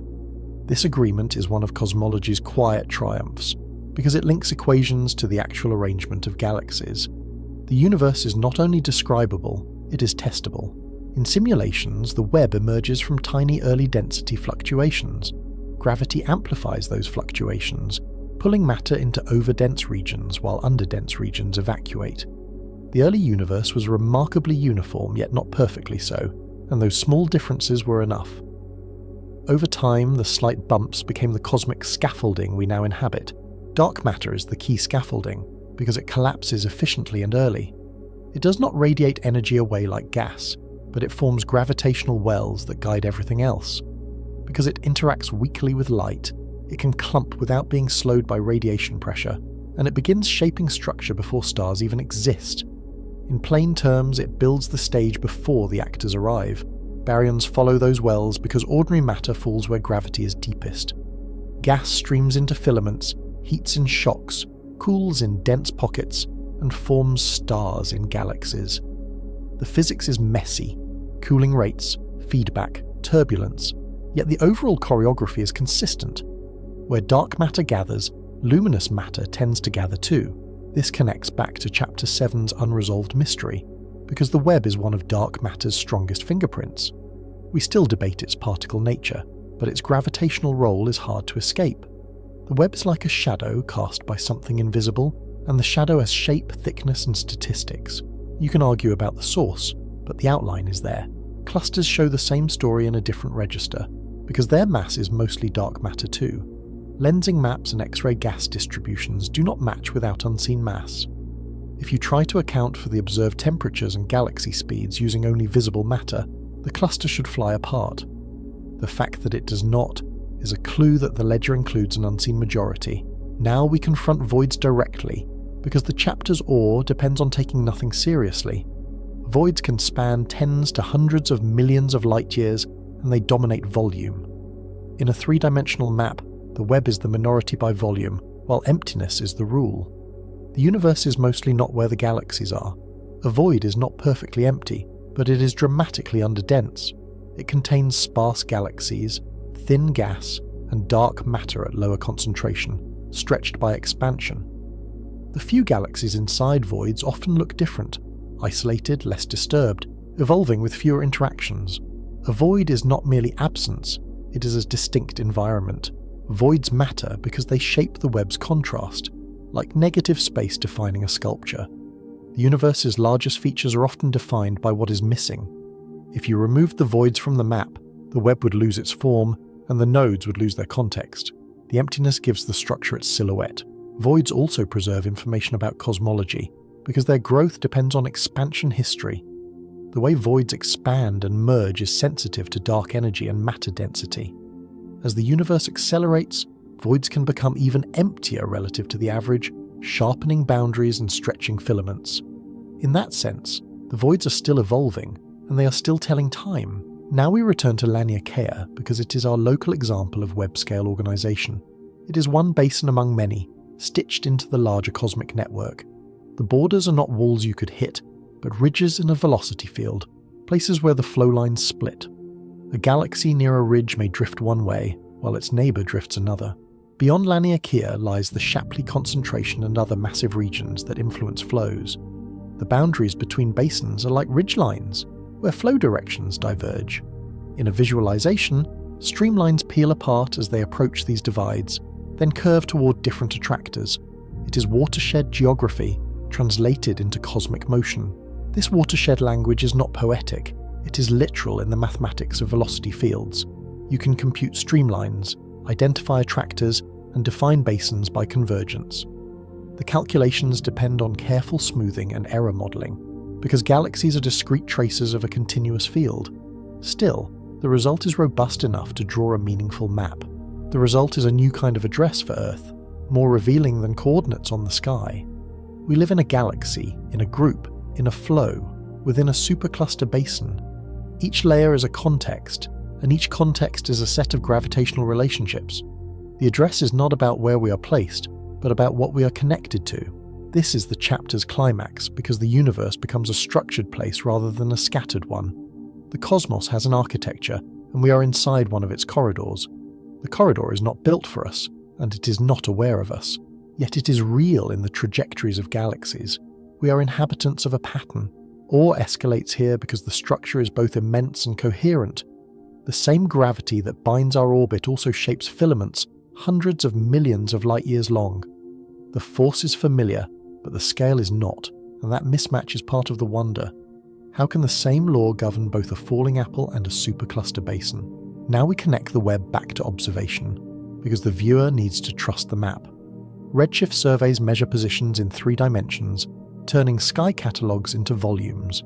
Each spectrum is a measurement of a galaxy's recession, and each measurement becomes a point in a growing lattice. Over decades, these points accumulate into walls, filaments, and voids, but redshift space is distorted by peculiar velocities, especially in clusters. Fingers of God stretch clusters along the line of sight, a reminder that motion complicates mapping. In the map, a compact cluster becomes a smeared spike, not because it is long, but because its galaxies are orbiting rapidly within the gravitational well. The distortion is a signature of depth confusion created by velocity. Correcting those distortions requires independent distances, which is why the distance ladder remains central. Cepheids, supernovae, and other indicators anchor the flow field in real space. These methods are not interchangeable because each works at different ranges and carries different systematics. The ladder is a chain of calibrated steps, and the chain must hold. This also ties back to earlier chapters' theme that measurement is how intuition is replaced. The universe's shape is not guessed from appearance, it is inferred from data and dynamics. We start with dots, then add distances, then add velocities, and only then do the basins appear. The architecture emerges as a consequence, not a decoration. Now we address a subtle point, because it prevents a common misunderstanding about superclusters. Many superclusters are not gravitationally bound as a whole, even if parts are. A cluster can be a bound node inside a supercluster that is only loosely coherent in flow. The word supercluster can describe a present-day pattern without guaranteeing a shared future. Expansion wins on the largest scales, and only dense regions remain bound. Superclusters can be coherent in flow today, yet still stretch apart over cosmic time. The universe is building structure and pulling it apart at the same time, an ongoing competition between gravity and expansion. The outcome depends on density, distance, and the accelerating background. That tension is part of the story, because it leads directly to the horizon. The Webb is real, but our access to it is limited by light travel time and cosmic expansion. Even our best maps are maps of the past, because light carries old news. When we look outward, we're also looking backward. Now we pivot toward the chapter's final transition, because the next step is not another structure. The next step is the boundary of what can ever be observed. The camera keeps pulling back until the Webb itself begins to fade into a statistical haze. At some point, the universe is not hidden by darkness, but by time. As we look farther out, we look farther back in time. Distant galaxies are younger versions of themselves, and beyond a point, there are no galaxies yet to see. The earliest epochs are not filled with mature spirals and ellipticals, but with assembling fragments and hot gas. The Webb exists, but its lights have not all turned on. The observable universe has a horizon set by the age of the cosmos and the expansion of space. It is not a wall in space, it is a limit in information. The horizon is a boundary in what signals can reach us, given finite time and an evolving metric. It is a physical constraint, not a failure of imagination. There are regions whose light has not had time to reach us, and regions whose light will never reach us. Expansion can carry space away faster than light can cross it. This is not a violation of relativity, because it is space itself that is stretching, not objects outracing light locally. The consequence is profound. Some parts of the universe are causally disconnected forever. This is where the hook becomes almost philosophical while staying physical. If Earth vanished tonight, there are distances where even the signal of its absence cannot propagate. The event would be real, but it would not be communicable to every observer, because causality has a reach. The universe can fail to notice, not from indifference, but from geometry. The universe does not notice us dynamically at cluster scale, and beyond the horizon it cannot notice us causally, not because we are hidden, but because the geometry forbids contact. The distinction matters. One is about negligible influence, the other is about impossible communication. Together they define a kind of cosmic anonymity, yet the conclusion theme presses in, because awareness is not measured in megaparsecs. Earth is tiny in the Webb, but it is a place where the Webb can be understood. The atoms here can assemble instruments, build surveys, and reconstruct flows from faint spectral lines. In a universe that does not need us, we can still know it. We are a local arrangement of atoms that can map the basin we ride in. The universe becomes aware of its own structure through minds that evolved inside one filament. That is not mysticism. It is a biological fact with astronomical consequences. The Webb is indifferent, yet it can be comprehended from within. Now we end with a forward pull, because Chapter 10 must resolve the horizon's meaning. We have found the universe's hidden architecture, and now we face its limits. The Webb gave us corridors and basins, but the horizon draws a line through the map. It asks what knowledge means when information itself has an edge. Next we climb from the cosmic web to the observable edge, and ask what lies beyond observation. The final scale is not a bigger structure, but a boundary on knowing, And once you see that boundary, a new question arrives. What kind of universe produces limits that are as real as any cluster of void?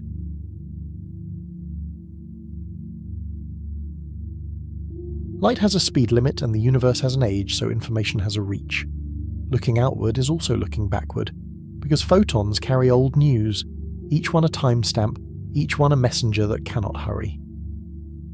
The age is about 13.8 billion years, measured from expansion history and early universe signals. That number is not guessed from a calendar. It is inferred from how fast space expands today and how the early cosmos imprinted patterns we still detect. Yet the observable radius is about 46.5 billion light-years, larger than 13.8 suggests. Space expanded while the light travelled, so the galaxies that emitted that light are now far farther away than 13.8 billion light-years. So the observable diameter is about 93 billion light-years, a scale defined by geometry and time. It is a map of what can be known, not what exists. An inventory of reachable evidence, not a census of reality. Visually, imagine a dark ocean with a lantern at its centre, and a widening circle of illumination. The circle grows as time passes, but the water itself is moving, so the lit boundary slides outward faster than the lantern's beam alone. Now we explain expansion in the simplest operational way, because it underwrites every horizon. The Hubble-Lemaitre law says recession speed grows with distance in the large-scale average, and it was first glimpsed when astronomers compared galaxy distances with their spectral shifts. Edwin Hubble's measurements in the 1920s showed galaxies were not nearby clouds, but island universes far beyond the Milky Way.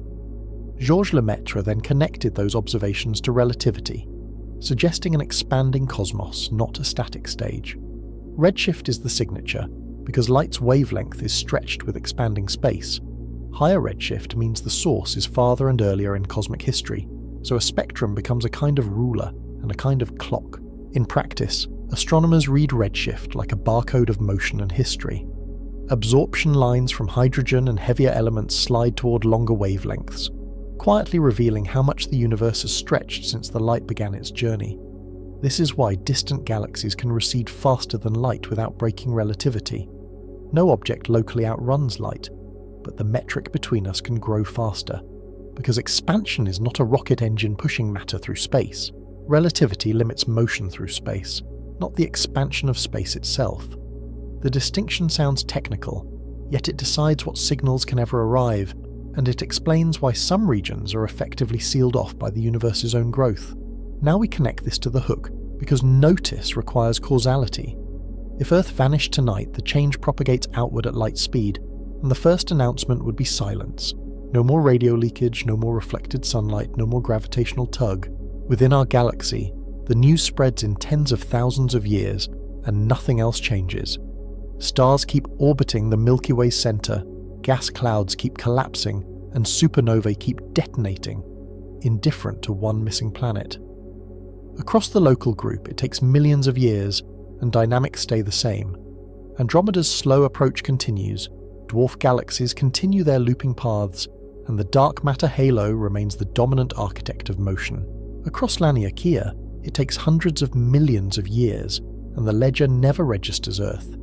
The universe does not ignore us out of malice, but out of scale. Most of its mass is invisible to us, and most of its distances are beyond intuition. Now we reach the oldest light because it marks the farthest meaningful surface. The cosmic microwave background is relic radiation, at about 2.725 Kelvin, bathing the sky from every direction like a faint afterglow behind all stars. It comes from the time of last scattering, about 380,000 years after the Big Bang. Before that, the universe was a hot plasma that scattered light constantly, because free electrons acted like fog, blocking photons the way mist blocks headlights. When electrons joined nuclei, photons decoupled and streamed freely, and the universe became transparent. That moment forms a surface, because we see only the last scattering layer, an apparent boundary created by a change in physics. The CMB is therefore not a picture of a place, but of a time. It is a shell around us in every direction, because we are looking back along our past-like cone, and every direction points to the same ancient transition. Its tiny temperature variations are the seeds of later structure, amplified into galaxies and the cosmic web. Those variations are only tens of microkelvin, minute ripples that later gravity pulled into filaments, clusters, and the vast emptiness of cosmic voids. Historically, that afterglow was predicted before it was found, because an expanding hot universe should leave behind cooled radiation. When it was detected in 1965, it turned cosmology into a precision science. Suddenly, the early universe had a measurable fingerprint. It links Chapter 9's architecture to initial conditions we can measure. The web of galaxies is not arbitrary. It is the grown-up version of those early fluctuations, shaped by dark matter's scaffolding and the slow, patient work of expansion. Now we name the deeper limit, because not all horizons are the same. The particle horizon marks the farthest light that has reached us so far, and it defines the current boundary of our observable patch. But an accelerating universe adds a cosmic event horizon, a boundary for the future. Beyond it, light emitted today will never reach us, no matter how long we wait, because expansion can outpace the ability of new signals to close the gap. Dark energy drives this acceleration, and it changes the long-term map of contact.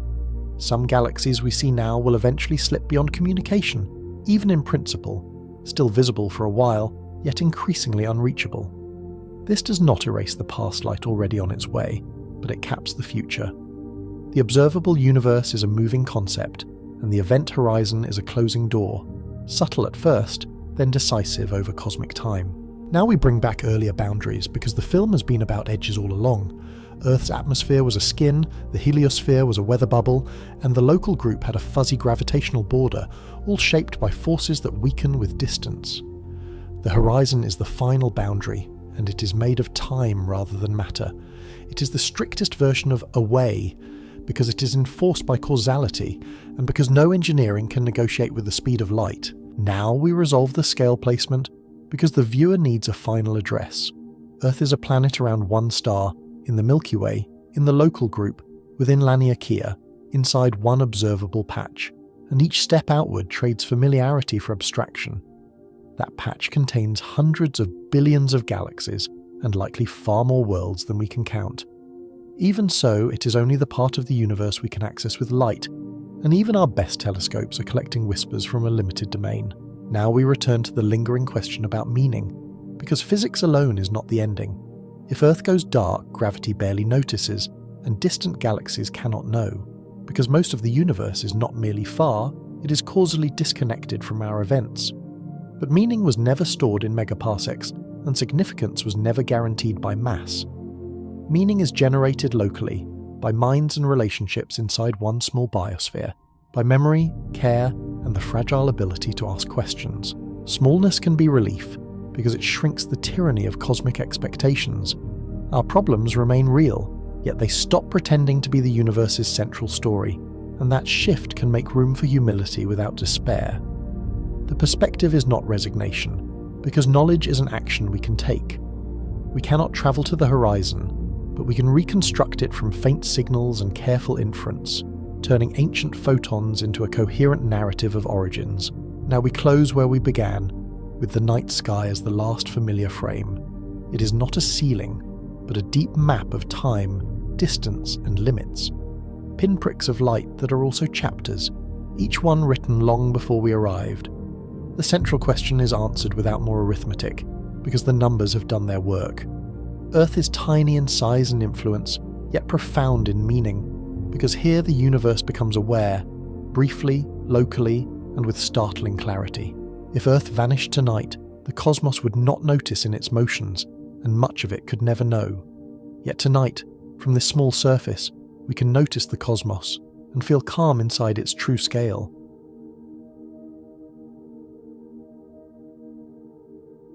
We began with a ruler that fit in the mind Earth's 12,742-kilometre diameter, and watched intuition break as measurements took over. The atmosphere became a gravity-held skin, orbit became continuous falling, and up stopped meaning away, once escape revealed how stubborn Earth's pull remains. Then the first void opened, 30 Earth diameters to the Moon, and emptiness, not objects, became the solar system's defining architecture. The sun dwarfed everything with mass, light, and magnetism. Yet it also exposed our dependency, because habitability is an energy balance on a thin, shifting film. We followed that influence to its fading edge, where the Heliosphere buckles under an interstellar headwind, and Voyager keeps drifting while its instruments fall silent one by one. Past that boundary, the light year replaced the kilometre, nearby stars became the next neighbourhoods, and the Milky Way turned from a ceiling into a spiral we inhabit. We learned that most of the galaxy's gravity comes from an unseen halo, that dark matter shapes motion and structure without revealing its particle face, and that our luminous certainty rides inside an invisible scaffold. Then even a galaxy stopped feeling large, as the local group became one island among many, bound loosely against an expansion that is always trying to pry things apart.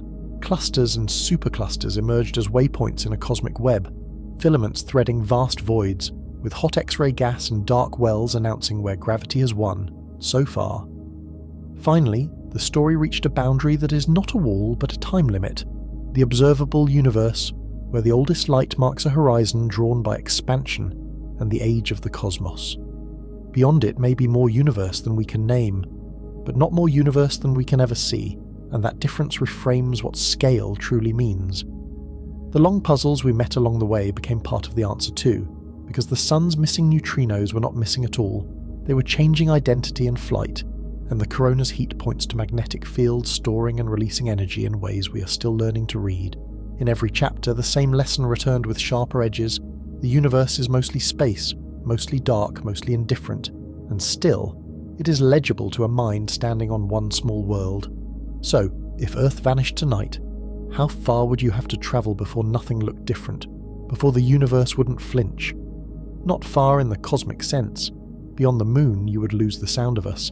Beyond the sun, you would lose the signature of our orbit, and beyond a few light years you would be watching a star that never knew we were here. From across the Milky Way, Earth is not a speck, it is a rounding error, and from beyond the local group it is a number no map needs. Yet the deeper truth is stranger, because the distance at which nothing looks different is also the distance at which meaning stops being physical and becomes entirely local.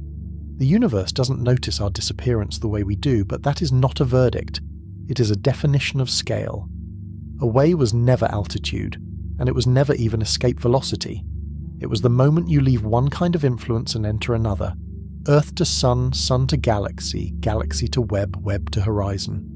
Each threshold answered the hook with a colder number, and then warmed it again with a human fact, that the only place the universe can be felt is inside something that can feel. If our world went dark, the cosmos would keep expanding, gravity would keep sculpting, and distant galaxies would keep shining, but one rare window of awareness would close. The question then is not only how small Earth is, but how unusual it is for smallness to look back at vastness and understand it. Earth is unimaginably small in the ledger of mass and distance, but it is not small in consequence to the one thing that can assign consequence at all. Here, in a thin layer of air and water wrapped around rock, the universe has produced a way to measure itself, to solve riddles like neutrinos and horizons, and to turn emptiness into perspective rather than despair. The cosmic web may never register our names, and the observable horizon may forever hide what lies beyond. Yet meaning is not something the universe owes us. It is something we practice, patiently, together, under a sky that is finally honest about its size.